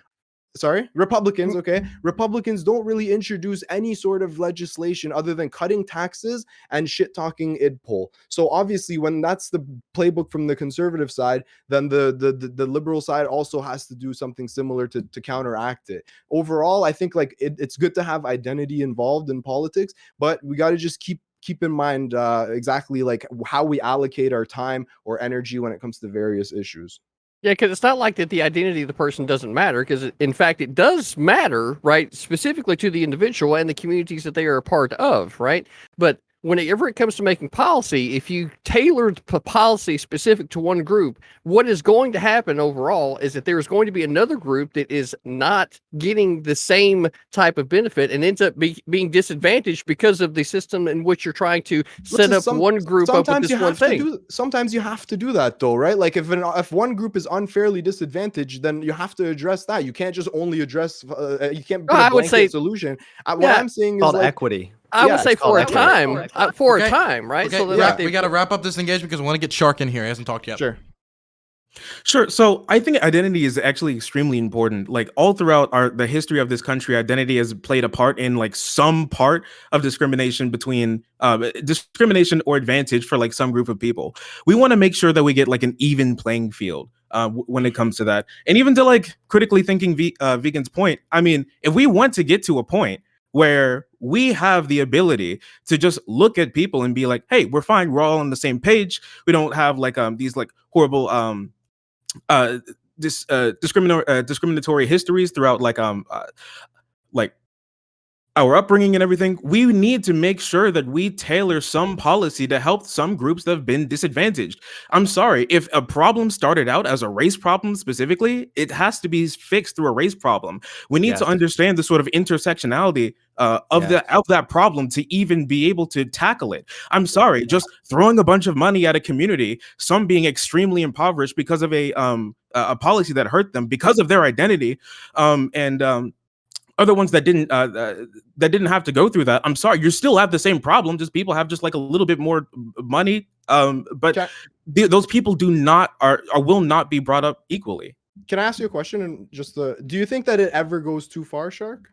Oh, obviously it goes too far. Everything goes too far. Okay, I had 2 slushies today. That's going too far. No, that but happens. for real, That's fine. sometimes I feel, and I even fall into this sometimes too. I feel like because we're progressives, we feel like we need to back every fucking identity politics thing that's out there, and we can't. And sometimes to the point where we like avoid actual critique to just back into our side, that because we don't want conservatives to win. Do you guys agree? I mean, like that happens sometimes, sure, but I want to. It's that's okay. It happened with ACAB and defund the police. It cost seats in the House. Yes. Can I touch on this particular issue real quick? So Sure, like, then Hunter I after. recognize absolutely, yeah. There's definitely some situations where like, I mean, I'm no fan of the like Robin DiAngelo school of approaching race, but a lot of people aren't. There's a lot of critique on that. The idea though, I don't know. I'd have to see more about this story about Oregon, but the idea that there aren't situations where concepts of white supremacy are built into our school systems is not true. This has been well documented. Standardized testing, for example, has had issues with like regional vocab being severely discriminated against. Certain words are not taught, certain concepts are not taught in certain areas. And then when you go to have a federally standardized test, it puts people at a certain disadvantage. And this can be cultural. It can even fall along racial lines based on where you, where your racial group falls with regard to, or your identity group falls with regard to economic outcome. So I don't think these things should be dismissed out of hand. Maybe this particular issue in Oregon is ridiculous. I've literally not heard this one. Can I just? I know it. I'm pretty sure I know which one that is. Wait, I said Hunter next. Yeah, so I'm pretty sure, now I could be wrong here, but I'm pretty sure with the math thing in Oregon, what that was actually a handbook on not how math itself is white supremacist, but rather about how some ways that math is taught can leave out other. Am I wrong? Yeah. Okay, so if you Okay, look, if I'm wrong, I'll take the L there. I don't want to spread. Heem, I literally read through like half of this book on stream, like, which just real Yeah, quick I before read people it. want to argue this. Yeah, Heem is absolutely right. Like, it's basically saying things like, black students might not have the head to do numbers, so they should Exactly, run around the yes, classroom to learn math. It was really bad. It was I have a really whole cringe. YouTube video- I have Maybe a whole maybe it was YouTube something video. Can else I just was plug looking myself? I at. have a whole YouTube video where I went over this in depth. Unfortunately, it's called PragerU. Progressive agrees with PragerU, and like I was in disbelief that I had to agree with them saying that like this is ridiculous to say that this is white supremacist. Okay, wait, 1 second. I'm gonna block this for a second. Maybe I was wrong. Okay, but can people please stop? Okay, Zan was kicked. There's not a reason to say, well, Zan stood with me while I was in the ward. Okay, I don't think that's smart stuff to talk about in chat right now, and I want you all to please consider the type of things you're saying in chat right now. Okay. Wait, what? Oh no. Chatters are great. Okay, so we're gonna throw it over. I can send a few members of the pack over there as moderators if you like. Know what? I think giving conservatives institutional power is the smart way to do this. So maybe. We're gonna give it over to Shark Zero again. Okay, so if your contention is that like sometimes identity politics is used as a cudgel and that's bad, yeah, I mean, I think that was we all the prompt. I think we all agree with that. That's fine. That's great. We all agree with that. DemonMama, I don't think agrees. Well, I don't. No, I just. You were shaking your head, kind of. Well, I was. She makes a lot of head movements Sorry, like that. It's for dramatic effect. It can be used as a cudgel. I don't want my identity used as a cudgel. All right, nobody wants that. Sometimes these things go way too far. But when it comes to like identity politics, in and of itself, that's very important. And if someone ever feels disadvantaged because a group that is like disadvantaged in the past is now like getting some recompense for that in the future, instead of like not doing that, what we need to do is like educate people more that just because you aren't getting this help, it's because your people weren't like hurt in the past. You are not being punished. You're just not getting this help because you weren't the one who was hurt. Or maybe we set a time for the expiration of it, right? Like, because if you just leave it unended, right, then at some point there's going to be people that were getting a benefit and go, well, why aren't we getting the benefit now?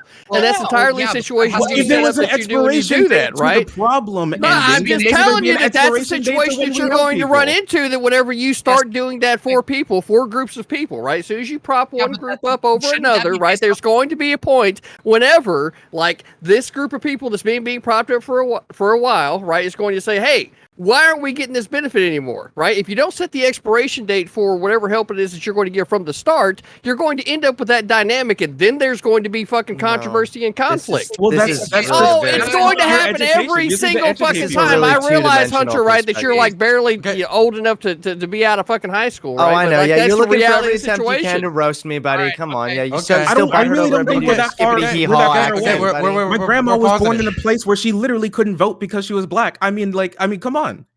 Right, but she can vote now, and so can you, right? So that's right. That shows progress over time, right? So that doesn't mean that just because your grandmama couldn't vote, that somehow you're supposed to be getting a fucking benefit now because of that. Like, you did not have to go through the same things that your grandmother went through. Okay, we're throwing my family still suffers the same If problem. that's true, wait a second. If that's true, and you want to have, go on.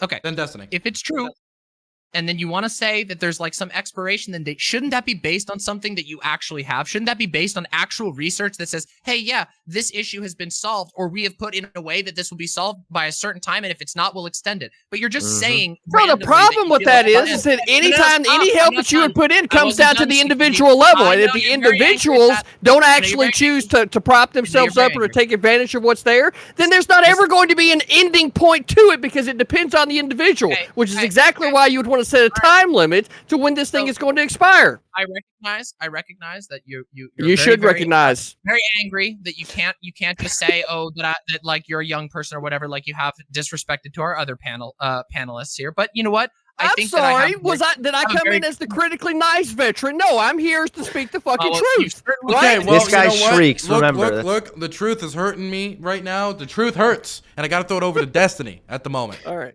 I think identity is important, but I think we should take like we need to take a greater intersectional approach to identity rather than this extremely segregated view that we have of identity. Like the idea that like one particular type of identity alone entitles you to some sort of assistance or welfare, I think is kind of damaging. And I can understand why people like CTV would get a little bit irritated by it.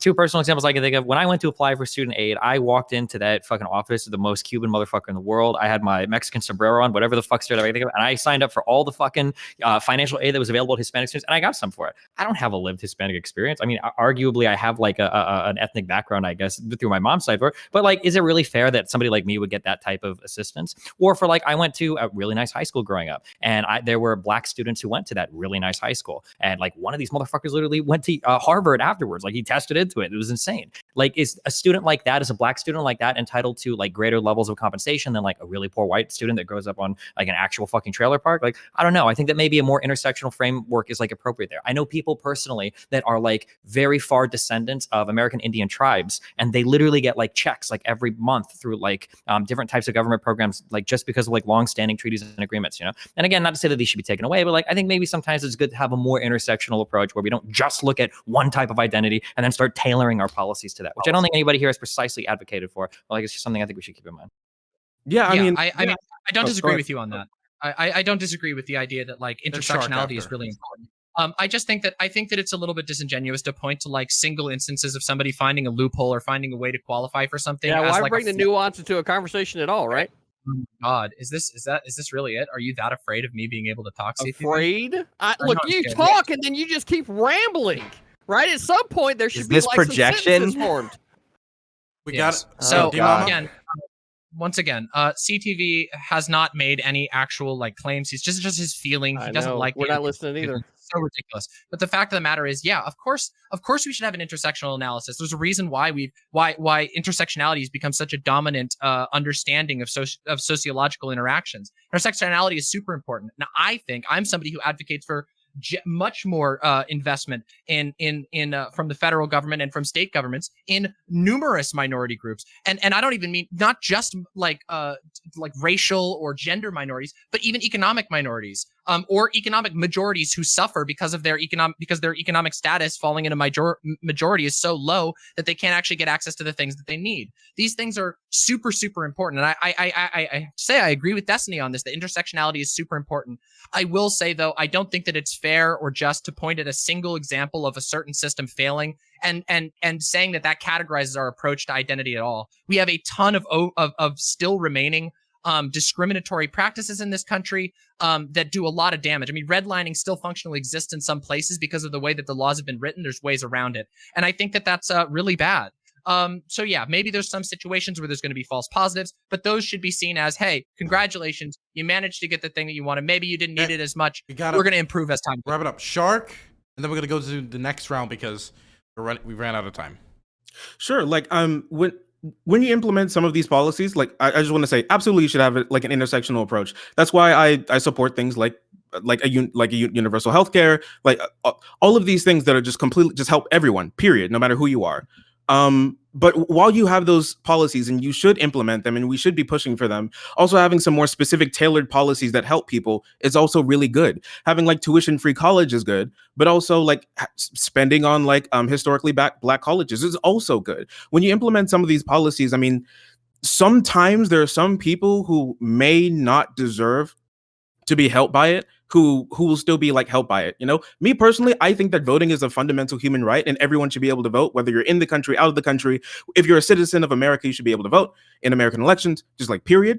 Does that mean like racist, rapists, like whatever, whoever is going to be able to vote? Sure. But does that mean like some people who are sitting in jail right now for carrying an ounce of weed are going to be able to vote? Yes. Those are the people that I care about. Sometimes those things are just going to happen, and I think it's more like fringe cases than like the actual rule when we implement some of these policies. I really don't think like droves of all of these like super rich like 1/53 like Hispanic people are benefiting at the detriment of like so many other people. But still, I mean, yeah, we should always have like intersectionality. Bring me the votes. The votes. Oh boy. Oh, that's very. That's interesting. Wow, really? That might mess up my my relationship with a big section of my my Iranian community. I'm sorry, Heemed. You've been kicked out. 1 vote was for Hunter, 2 for Heemed. Bye, everyone. Bye. I'm bye. sorry. Missed that one by a close one. Take care, bud. Okay. Aimed out. Love you, brother. Peace. Wonderful.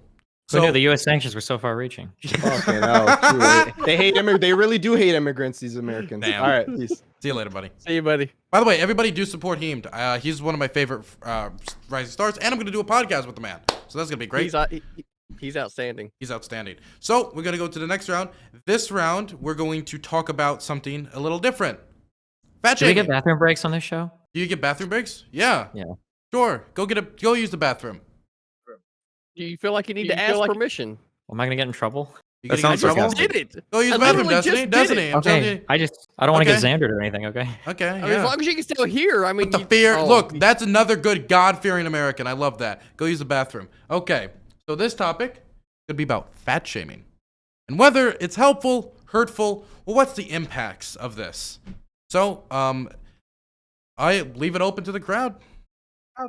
Yeah, I can take this one. Yeah, absolutely. Fat shaming is not effective. It doesn't work. Diet shaming doesn't work. This has been shown over and over and over again. It doesn't do anything. In fact, the bullying that can come from fat shaming can actually, if somebody has like something like an emotional eating disorder, can actually make it worse. It can make it harder for them to get the treatment that they need or get the healthcare prescriptions that they need. We have a very bad relationship here in America with weight.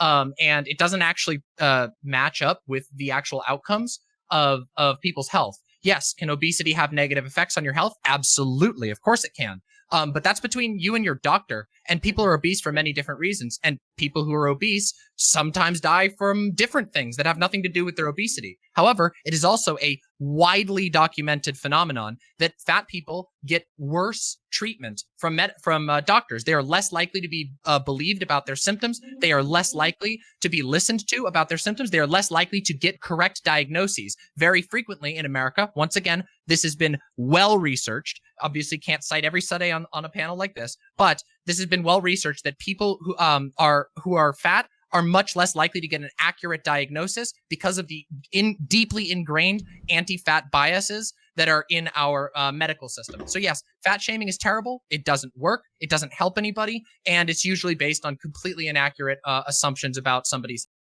Okay, for chat. Wait, 1 second. Chat, just want to let you know, you can't vote to kick me, and that's very mean. I've been nothing but nice to all my guests tonight. I've been grateful to give them this platform. They should be grateful.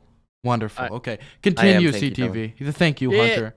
Yeah, so like I guess maybe the question to start off here with this particular question would be, what exactly would constitute shaming, right? Because like simply bringing up something that you see that somebody's going through and saying, hey, like, maybe you could do these things, maybe drink some more water, maybe go for a walk, like some of these things is kind of like a way to be able to maybe put ideas into people's head to be more helpful, right? Hey, maybe don't drink that fucking Mountain Dew, right? I've had people tell me that too, right? Hey, don't drink that Mountain Dew, man. Drink some more water. Like those types of behaviors and stuff, I think is a good thing to have, and that's where the question comes: how would you define fat shaming? I think usually when people say fat shaming, they're referring to like bullying on the basis of your weight, literally shaming you. So if you were like, kind of like I hey, was doing with your hair a minute ago. Yeah, you were hair shaming me and it hurt my feelings greatly. Yeah, but yeah, if you were like, hey, you might not want to drink that Mountain Dew because water is going to lead to a much better hydration, that's fine. But fat shaming would be, hey, you're really fat. Why don't you put down the fucking Mountain Dew and pick up a water bottle? That would probably be fat shaming. So it's not. There are other forms of fat. Oh, sorry, I didn't. Well, of course. Yeah, no, there are, of course. I was just giving a very reductionist example. Yeah, I wanted to give a quick citation for this because this is something I've talked about and researched quite a bit. When American media was finally broadcast in Fiji, there was an almost immediate spike in eating disorders, a country that had surprisingly low rates of eating disorders. And this is because it is normalized in American media to not just make fun of, but to imply that just because somebody is fat, that the quality of their character is bad. This is endemic. We see this all over the place, from our magazines to our to just daily conversation, to things like massive, even online, massive things like fat people hate. which is like a subreddit that is devoted to just making fun of fat people, and not ever saying anything substantial. It's not like, this is not somebody like talking to their friend and saying, hey, I'm really worried about your health. Here's some things. Maybe you should consider talking to a doctor. Instead, it's people just assuming that just because somebody is fat, that it means that they're unhealthy in every way, that they're a bad person, that they lack self-control, or all of these things, which is simply not true. It doesn't reflect reality. Are you referencing like random people on the internet? What? I'm asking who you're referencing there. Large, excuse me. Right, yeah, because that's why I'm trying to get specific about the particular people that you're referencing. Are you referencing like a random people on the internet, or are you referencing like people a part of your specific friend group? I'm sorry. If you didn't listen to my last segment, I'm really sorry about I'm listening. The reason why I'm asking the fucking clarifying questions is because you weren't clear, right? Literally, so that's where a clarifying question comes in. Right? That's for your bingo chart, chat. Right. So, hey, we've been waiting for how long it was going to take for this guy to blow his top. Right? I get to go take a bong hit. Thanks, buddy. I wish you would. Right? So, clarifying question. Can I finish right? what I was saying? Can I finish what I was saying first? Because I wish you would clarify okay. the fucking question. I gave multiple examples of societal phenomenons that represent this, including a study that was done on another nation when American media was introduced there. There's an abundance of referencing random people on the internet, or people a part of your personal friend group. Are you listening? You're not listening. You haven't answered the fucking question. Okay. I'm going to say it again. I've just referenced a study that was done on American media. This is not random people on the internet, although there are American media sounds like random people on the internet. Oh my God, are you okay? Do you need to go take a nap? Are you okay? Like this is really Well, let's all calm down. Let's all calm down. We're a group of classy individuals who all love each other, right? We're all classy individuals. So I'm gonna throw this over the shark. And Destiny, who haven't said anything, so Destiny seems, well, he raised his hand first, so I guess Destiny. Yeah. Okay, so fat shaming and bullying people over their weight, it's like beating your children. It just doesn't work. It doesn't produce the outcomes that we want, so we probably shouldn't do it. It doesn't make any sense.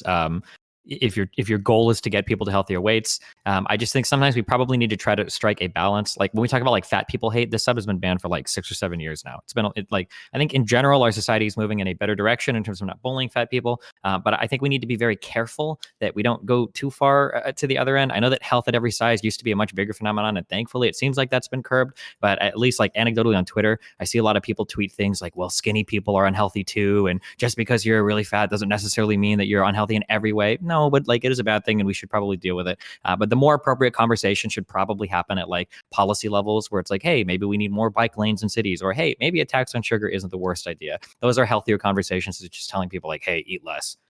Super interesting. I wonder how current Destiny would feel about past internet Destiny's take about what was it that you said? Make sure that you don't laugh so hard that you have a heart attack, and then you linked a study at me about obesity. So when you're obese, you're at a much higher risk for things like cardiac disease. So kind of be facing here. Wait. I'll moderate this interaction. DemonMama, so it's about a tweet that Destiny put out, which said what exactly? Specifically about me, which said, "Don't laugh so hard that you have a heart attack," and then linked to a study that said that was titled about the link between obesity and heart attacks. Interestingly, if you had actually read the study, you would find out that the correlation is much more complicated, and it wasn't actually saying that. But I just find it interesting that you'd pontificate so gracefully about that, but you engage in this sort of thing all the time. Destiny? Yeah, so when people attack me, I usually attack it back. That's not like a policy prescription for how we solve obesity. Just like when I tell people on Twitter that they're mentally ill and they should log off, that doesn't mean that should be our society-wide solution for fixing mentally ill people. These are two entirely... excuse me. What about you? What about Wait. Thank you. I let DemonMama have some period to clarify. I want to give Destiny time to clarify. It's only fair. Yeah, thank you. Also, number 2, that was a genuine concern for your health. You make good fodder for my stream, and I genuinely enjoy reacting to like your sensationalist takes. I want you to stay alive for as long as possible, and you being like massively overweight and smoking are 2 really huge risk factors for different types of heart disease. So I was just linking you a study. I can link you like a million more that highly correlates being massively overweight and smoking and heart disease. And I'm like, excuse me, I'm just trying to finish. Also, I'm being incredibly supportive here. Okay, I just want you to be healthy. I was just linking you a study showing you that you engage in a lot of unhealthy behavior, some of which you demonstrate on stream actively to your audience, like when you smoke constantly. And yeah, I'm just wishing you the best. Yeah, true. Yeah, interesting. Super believable. Very honest. Thank you. Shark Zero. Sure. So being obese is bad. being fat is bad. It's just like it's just bad for your health typically. Now, like things I like don't know that I you would agree with that. okay. I mean, like sure. I mean, but I mean, sumo wrestlers are fucking huge. They weigh the same amount as like a Honda, like a motorcycle, but they work out a lot. Most people who are typically that size don't work out that much. That being said, that's not even it, right? Like the fact of the matter is, right, is that some people don't actually have a choice, which right? So that's kind of. But I didn't even DemonMama's get there yet. That's very rare. That's very rare. It is rare, right? But I think that's more the point of what DemonMama is saying, right? So to just blanketly say that being fat is bad is to say that every single fat person out there, right? So like I'm maybe just asking for a little bit more clarification, right, in the terms in which you're referencing this thing, because like there are some people that actually genuinely might have a thyroid problem or etc. that is controlling that. Okay. We understand the question. We understand the question. Shark, you can continue and then respond to the question if you want. Sure. Like once again, I would say being inordinately overweight to the point where I would assume like most doctors would say that you're obese is typically bad for your health generally. Now, once again, bullying someone for it, shaming someone for it, trying to make someone feel bad for it does not help them. It only makes them feel worse. It only makes their condition worse. You can have a thyroid problem. You could have a lot of physical problems that could lead you to putting on more weight. Depression can do that. Anxiety can do that. Like breaking losing breaking a leg, losing your girlfriend can do that.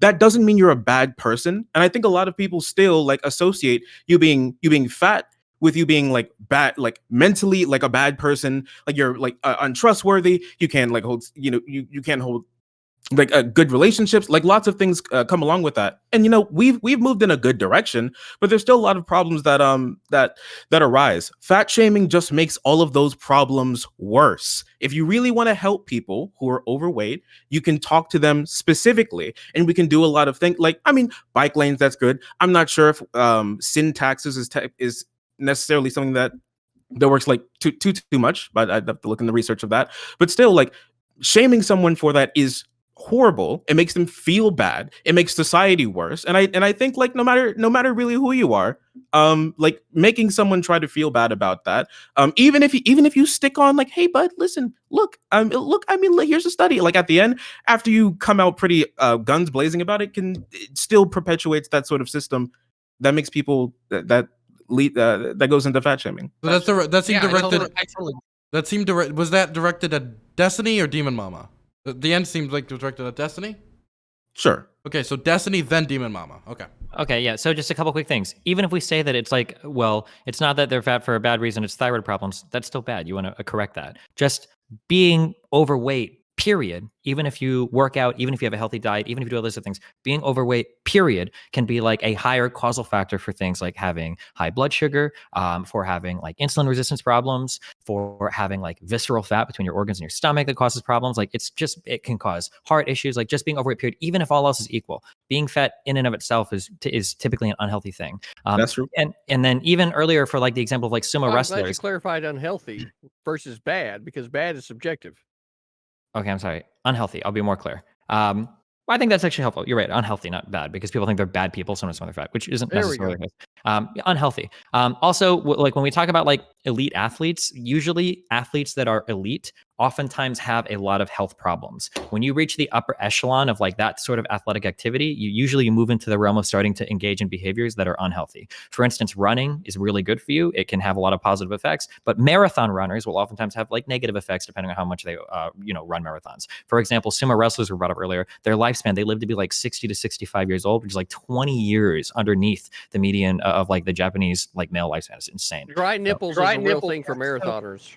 Yeah, so we can see here that that Destiny, when called out, just literally ignores the fact that he opened this statement by saying that fat shaming doesn't help, and then openly admits that he engages in fat shaming. Also, it's very ironic that he also took a pretty stern position on self-diagnosis before, but he's perfectly fine with diagnosing people over the internet with whatever the hell he thinks he wants. That's a pretty strange and obvious hypocrisy to me. But I expect that he'll continue brushing it under the rug. I think that fat shaming doesn't work. you don't know anything about a person. Like Shark brought up, there are all kinds of things that can lead to that. And guess what? Even if you're struggling with it or working on changing it or whatever, or even if you're not, that doesn't make you a bad person. And it also doesn't mean that fat shaming works. We know it doesn't work. So then why would anybody do it? Very odd. It doesn't help anybody. If you think, wait, hold on, wait, that was direct calling to me. If you think that fat shaming doesn't work and doesn't help people, why are you under the impression that I'm trying to help you? You said that. And you also, which is a direct contradiction to what you said at the beginning. I was just point. Well, wait. So what is it? Do you think? Do you think I was trying to help you, or do you think I wasn't trying to help you? You asked me a question. I think you're a liar. I think you're a dishonest hypocrite. That's what I think. Okay, well that's great. So then if you think I wasn't trying, if you think I'm not finished. You asked me a question. I'm giving the answer. You want the answer or not? Okay. Don't worry. We've got time for it. DemonMama, respond to Destiny, then I'll throw it to Hunter to close us out. Yeah, so remember that Destiny opened this segment by saying that fat shaming doesn't work. Then when confronted with the fact that he does engage in fat shaming, that he has done it many, many times, he did it very recently, literally targeted at me, which he hand waves with saying, oh, I fired first, which, oh, sure, go look into it if you could, if he didn't delete all his tweets. You can't. So let's just take my word for it. I didn't fire first. But even if I had, would that make it right? Or would that make Destiny still a hypocrite? Well, it does. And this is the problem that's wrong, that's up with fat shaming. Fat shaming is a way of hurting people that doesn't actually help their outcomes. When Destiny says, I was just trying to help you, buddy, we know he's lying. Everybody here knows that he's lying. The entire audience should know that he's lying and that he's a hypocrite. So yeah, I rest my case. All right. So firstly, I'm going to come clean here. Okay. DemonMama caught me.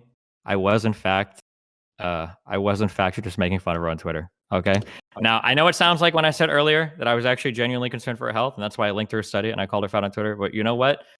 I'm just going to be honest with you guys. She caught me there. I was actually just bullying her on Twitter. Moving past that, when we talk about prescriptions for how to help society, your personal actions and you like messing with somebody on Twitter or you bullying somebody or you attacking somebody is not necessarily the same as what a societal prescription for a problem ought to be. For instance, I think that spending Don't you believe in living by your values? Excuse me, I'm trying to talk right now. For instance, beating somebody after like a 1 or 2 hour game of League of Legends probably isn't good for their mental health. Me saying that people should take care of their mental health and not do things that makes them miserable doesn't mean that I don't believe that, because I also like play long games of League of Legends.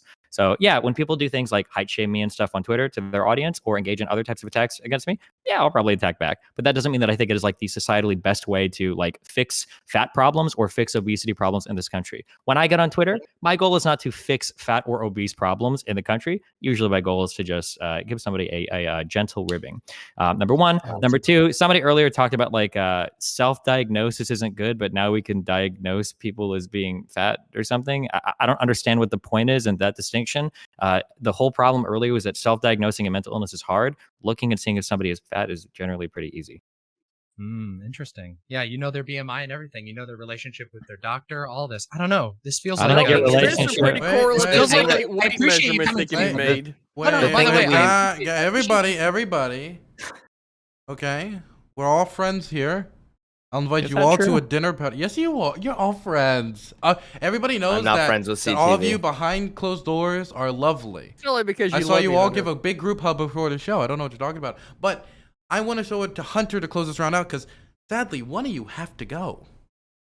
Yeah, I was just going to say, I think that a good indicator that fat shaming is largely like societal as well is just about how, if you look at it, it's actually oftentimes more dangerous to be underweight than to be slightly overweight.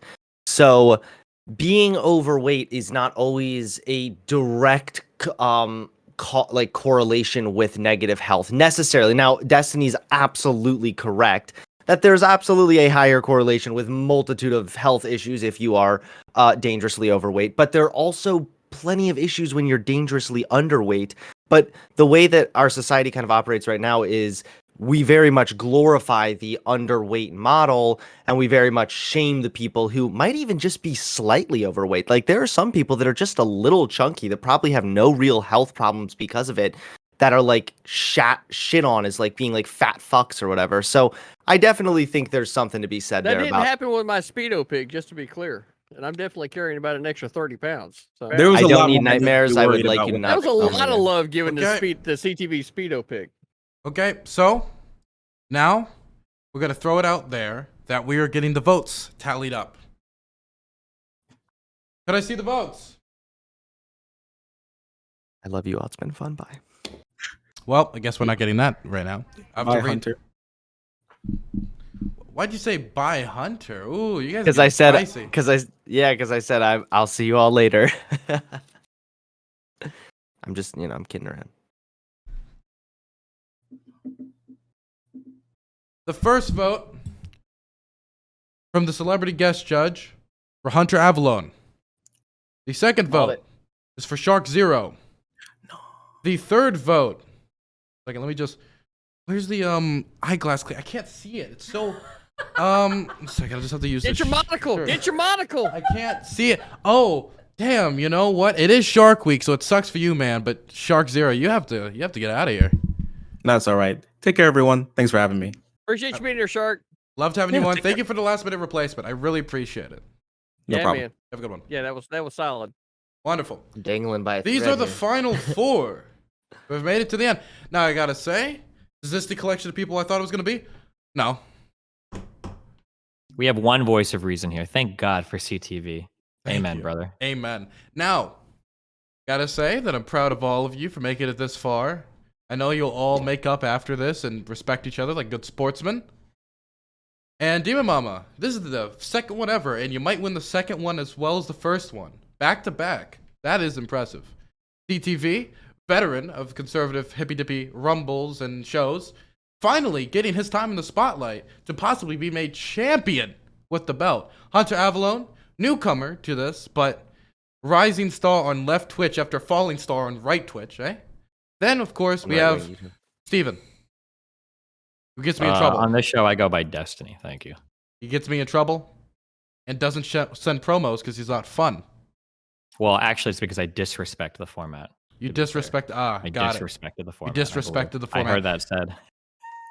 Make a note of that. Okay. Destiny needs a Speedo. The last topic of the night. Actually, no, this is the second to last topic. The second to last topic of the night is going to be, have any of you ever heard of the term gusano? It's a very interesting word. I hear it all the time, I guess, as of recent. I don't know what it means. But apparently you guys are going to have to tell me what it means. And if it's a slur or not, I don't really understand it. But you guys got to get that one on the roll for me. Well, you're gonna have to explain kind of what the basics are. I don't think I've ever heard that word before. I think it's a term of endearment, I believe, used in the Cuban community for certain Cubans in the United States, I believe. And some Cubans in the United States believe it's a slur, some don't. So I wanted to know from you four, is it a slur? Say the word again. You gotta make me say it as many times while asking if it's a slur. Gusano. Gusano. Yes. Can we, just for purposes, can we call this a G word? Thank you. Okay, we'll call it the G word, okay, going forward. Sure. So thank you. I was going to ask that, so that's. Or I can offer it to Destiny because if Destiny wants to, he can open it. But just figured I'd grant the offer if he'd like. Oh my gosh. Well, thank you. I'll take the offer. Being the Cuban X, Latinx, Gusanix streamer here. By the way, I did say I don't think it's a slur, and the reason why is if it's a slur, then I'm breaking my own rules. That's the only reason. Okay, continue. True. Okay, well, I think that real quick, I looked it up in the Urban Dictionary, right? Yeah. And what it says off the top is a Chicano pejorative term for Hispanics or mainstreamed Mexicans, derived from Fidel's use for any reactionary, counter-revolutionary person. So that's, I think that's that, Urban Dictionary. Yeah. So I think that it is. I think it's like similar-ish, not the same, but similar-ish kind of to Uncle Tom.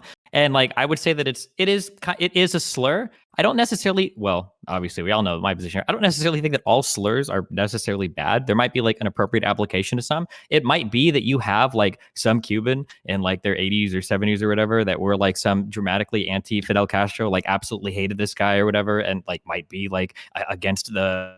Was like a high wealthy person, like maybe Gusano might apply to that type of person. That might be the case.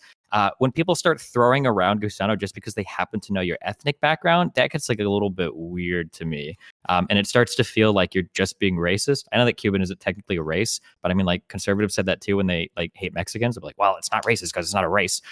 So yeah, I don't know. It gets like, I think that there can be like an appropriate application of it, but when you're applying it to somebody that has no like strong stance on like Fidel Castro's regime or what happened in the revolution ever, and you're only doing it because you found out what their background is, that's really weird to me. Yeah, I kind of agree with Destiny that it's. Wait, am I getting? Okay. Yeah, I agree with Destiny. It's very contextual. I know in the way that it was used against you, Destiny, it did come across definitely like a slur because it was solely because they knew your ethnic background that they were using that term to begin with. So yeah, I think that it's just highly contextual.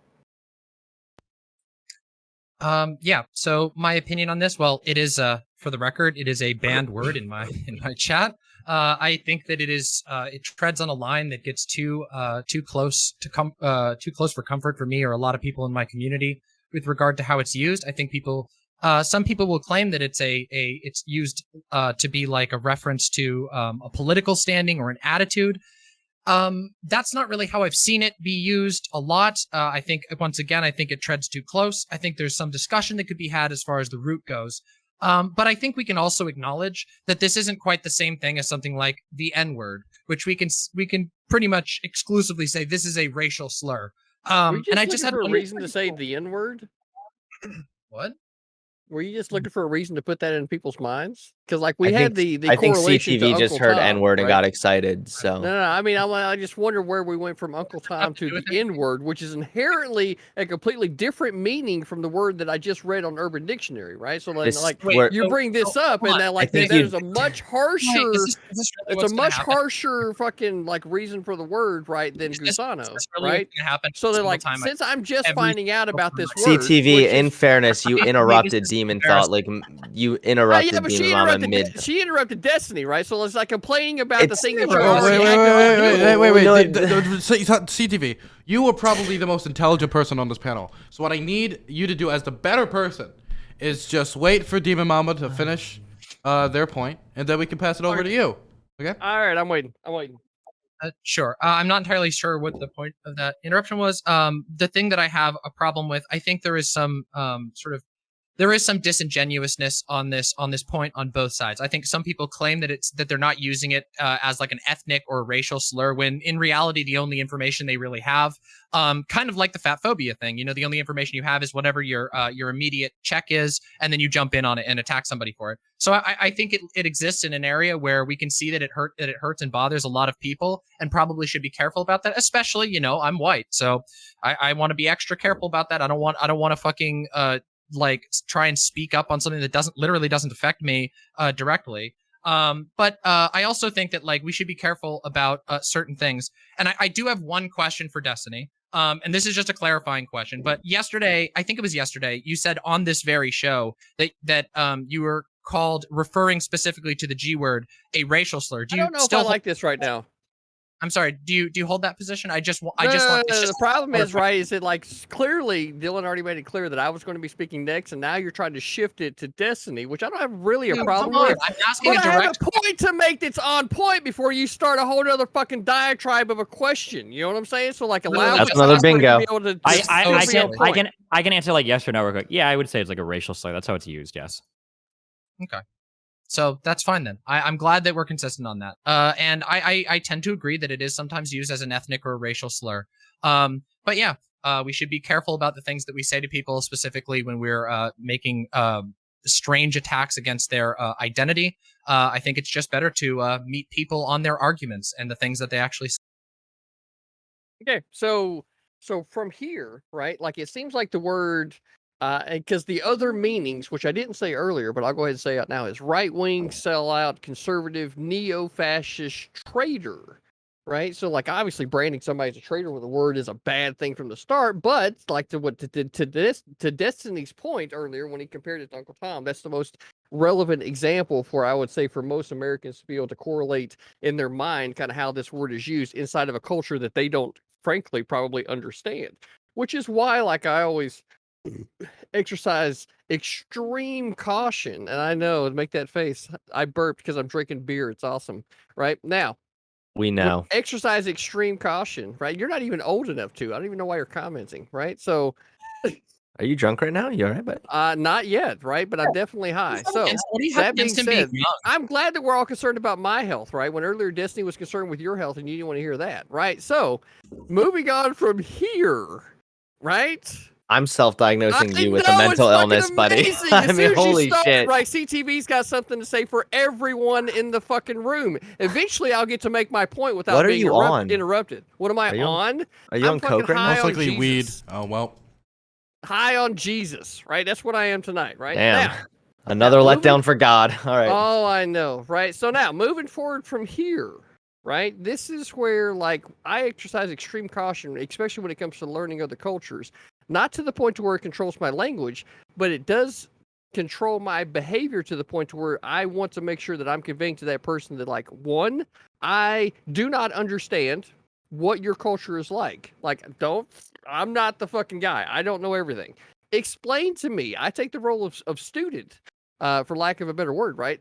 Teach me what it is that your culture is like so that I can be able to understand that. And then through those individual action or interactions that I have with people, it allows me to be able to expand the level of knowledge that I have about a lot of different cultures and backgrounds and things that people, went through, are currently going through, like what their family is like, what their country is like, all of these things. So this particular word, gusano, right? Like, sounds like a word that probably is not a very good word to use, but this is also one of those things where, like, those people that are on the left definitely have no problem with painting someone as an Uncle Tom as soon as they step outside the bounds of what the Democrat Party wants, right? So then this takes us back to the earlier conversation that was happening with regard to identity politics, right? So, like, these types of things, while, disrespectful, but used to make a bullying point to try to shut someone up, doesn't actually solve the problem in a way in which would be fruitful for everyone moving forward. All it really does is create divisiveness. So at the end of the day, you have to ask yourself, what is the goal that you're trying to achieve? Are you trying to achieve unity, as Biden would have us all fucking believe from his fucking speech, right? Or are you actually trying to create divisiveness, right? So then, like, that's where understanding how these words are used, when they're used, the way in which they're used, Okay. right? So, like, understand moving forward that Gusano. You're going a little long. That Going a moved me. little long, Thank man. you, CTV. Yeah. Okay. That was beautiful. So I was about to wrap it up, but it doesn't. There doesn't seem to be much disagreement then on this. So I guess no, not really. We'll just wrap this up then, and I'm gonna be looking for the votes. So the next round, for those, I want you to start thinking about this now. The next round is a simple round. It's not even really politically based, but you can make it if you want to. The next round, before we decide who's getting voted out, is why you should be Hippy Dippy champion. Obviously, Vosh was not the most respectful champion of the business, as I hope everyone on the stage agrees, as he disrespected it by not treating the title that gave him so much prestige with respect. So the question is, why should you be the champion, and why should the other people not be champion? Should we not legitimize them? Do they have bad positions? Or are they maybe an imbecile of some sort? And why should you be champion? Do you have the votes? Okay. The first vote from the celebrity guest judge is for CTV. The second and third votes are from judges who must have also not been critically thinking, because they're all for CTV, sadly. CTV, this is obviously a robbery, and I will be having many inspections into this, that you would be screwed out. It's such a strong veteran, not only of the United States military, but of the Hippy Dippy brand. No doubt. No doubt. And this is exactly would have been the perfect time for me to be able to make my case, but it's obvious that the judges are threatened by my mere presence here. True. Another election rigging. Yeah. I agree. If you saw the video, you can see it right behind you, Dylan. Like as soon as you closed the voting, I saw them pull the box out from underneath the table. I want to know where those votes came from. Look. I'm really curious if we can see those tapes. I have a 480p video. It's holy shit. We're gonna do an audit. Maybe we should quiet down, okay? Respect the business and what it's brought us. So I'm gonna say, CTV, sadly, you need to get off my stage. All right. Well, Dylan, have a good one, and hopefully, I'm rooting for Destiny at this point, right? Bye. Bye. Looks like you got somebody in your corner, Destiny. So the last round. For the judges who consider CTV's endorsement, that will weigh heavily. For the last round, it's simple. Why should you be Hippy Dippy champion? And why should the people next to you not? You have about, I would say, I'll decide when it's been enough. You know what? I'll put a question mark on the time slot, so do what you can. You may begin. I'll go last. I'll go last. I'll go last. I'll go first. The reason why I'm going first is the same reason why I would be the best hippy dippy champion. Because I'll fight with anybody. I don't give a fuck. I'm not here trying to build a career off of you small streamer 3-figure motherfuckers. I don't give a fuck which one of you hate me. I don't care what type of topic we talk about. And I don't care who wants to come on and talk shit about whatever thing. I'll come here and I'll go toe to toe with any motherfucker. Okay? I'm not Hunter trying Destiny, to can I rebrand ask you a question? Avalon. Yeah. If that's true, why'd you never accept any of the opportunities I gave you to challenge Vosh for the title? Because you didn't give us a real topic. I think you said maybe you guys can debate capitalism versus socialism. All right. Look, I did that once with Richard Wolf. Okay. However, one of us isn't here on this panel tonight because they are scared of the other person. And I'm just going to say that I'm here. Okay. All these other motherfuckers, they have a hippy dippy show down with somebody or they have like a final with somebody. They're going to be too scared to bring out the heavy hits because you know what? At the end of the day, all you motherfuckers go back to the same little Discord groups and talk to each other. All you guys have friendships that you're worried about hurting. All of you have bridges that you guys are constantly repairing. But you know what? I'm the only one out here willing to risk it all. Willing to burn shit down just to give you a glorious fucking fire by which to light your show. Okay? Burns every bridge. That's why you should win. And Destiny, would you agree with the statement? Vosh screwed Vosh. Vosh screwed Vosh? Yeah, what happened with the Vosh thing? Right? That he screwed himself, and that's why he doesn't have the title anymore. Yeah, I guess isn't that why? Exactly. Okay. Well, you both said last, so which one's gonna do it? All right, I should win the Hippy Dippy Championship because one, Destiny's been doing debates forever, so it's not really fair to compare me to him. No, I'm just kidding. But also because DemonMama, I love you, but I should still win. That's my thing right there. I don't know. I was told that I need to make something ironic for this, and then I couldn't think of anything in time. Sorry, Dylan. So it's okay if I get voted off on this topic. I'm not doing anything ironic. I'm going to tell you exactly why I genuinely believe that I should win the Hippy Dippy. Dylan, do you remember the first podcast that I was on? I think you do. Do you know which number it was? Was it 2 or was it 4? Down yonder. You don't have to answer that, I guess. I've been on the Hippy Dippy. I've been here showing up for the show, showing up on time. I've been here keeping the technical issues to a low, showing up and showing love for this goddamn show for well over a year now. And that's pretty exciting to me. It's something I'm very, very proud of. And I think it's something that I deserve. In addition to my arguments being really rock solid tonight, I've always shown up here. I've shown up, I've fought, I've been through championship after championship. I've taken losses and wins on the chin. And I'm here again. And I think that belt is mine. And I think that belt is mine because I came here and I honestly represented my positions. I didn't come on to this show a day ago and talk about what was the exact wording that Destiny had on here? How the people who disagree with him are, and I quote, what was the word? Down syndrome Avengers. I didn't come on here and lie about people's positions. I didn't come on here and weasel about the things that I've said online or offline. I came here and I told you the honest truth of who I am and what I believe. And because of that, I think I deserve the belt. I think I deserve the belt more than anybody here by a long shot. And I think everybody in the audience, including the judges, know that that's the case, that I have poured my heart and soul into this show and that belt belongs to me. Beautiful.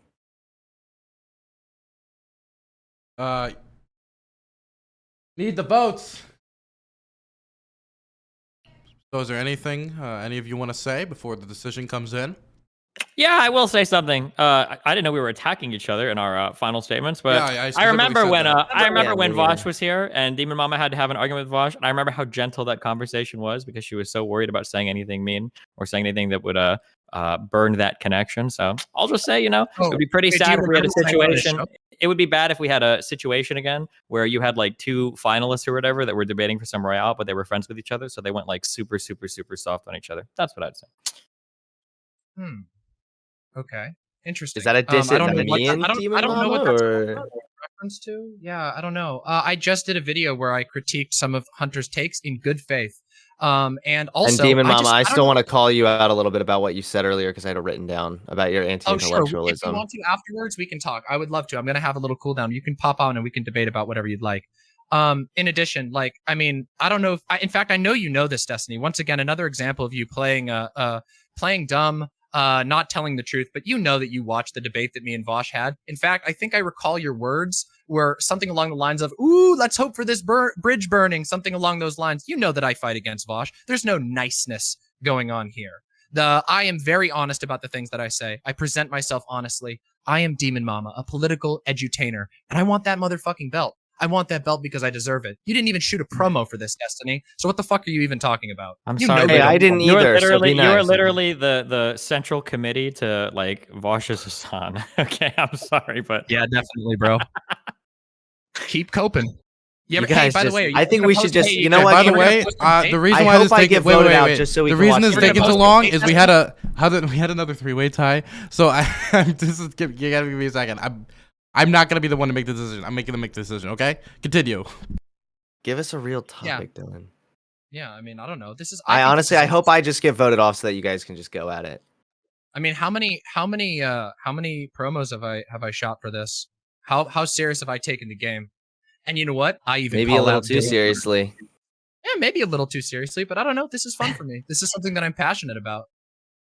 I don't think I take myself too seriously. I think I present myself exactly how I represent. Unlike some people on here, what's the quote from Destiny? Nothing Guys, I say. okay, you know what? I'm gonna just take over the moderating now. Stop with the passive aggressiveness. Just come on, Wait, he go asked at us it. to. Dylan asked us to. I don't think you guys should be want to- passive I want aggressive. to Just engage him. say what you want to say.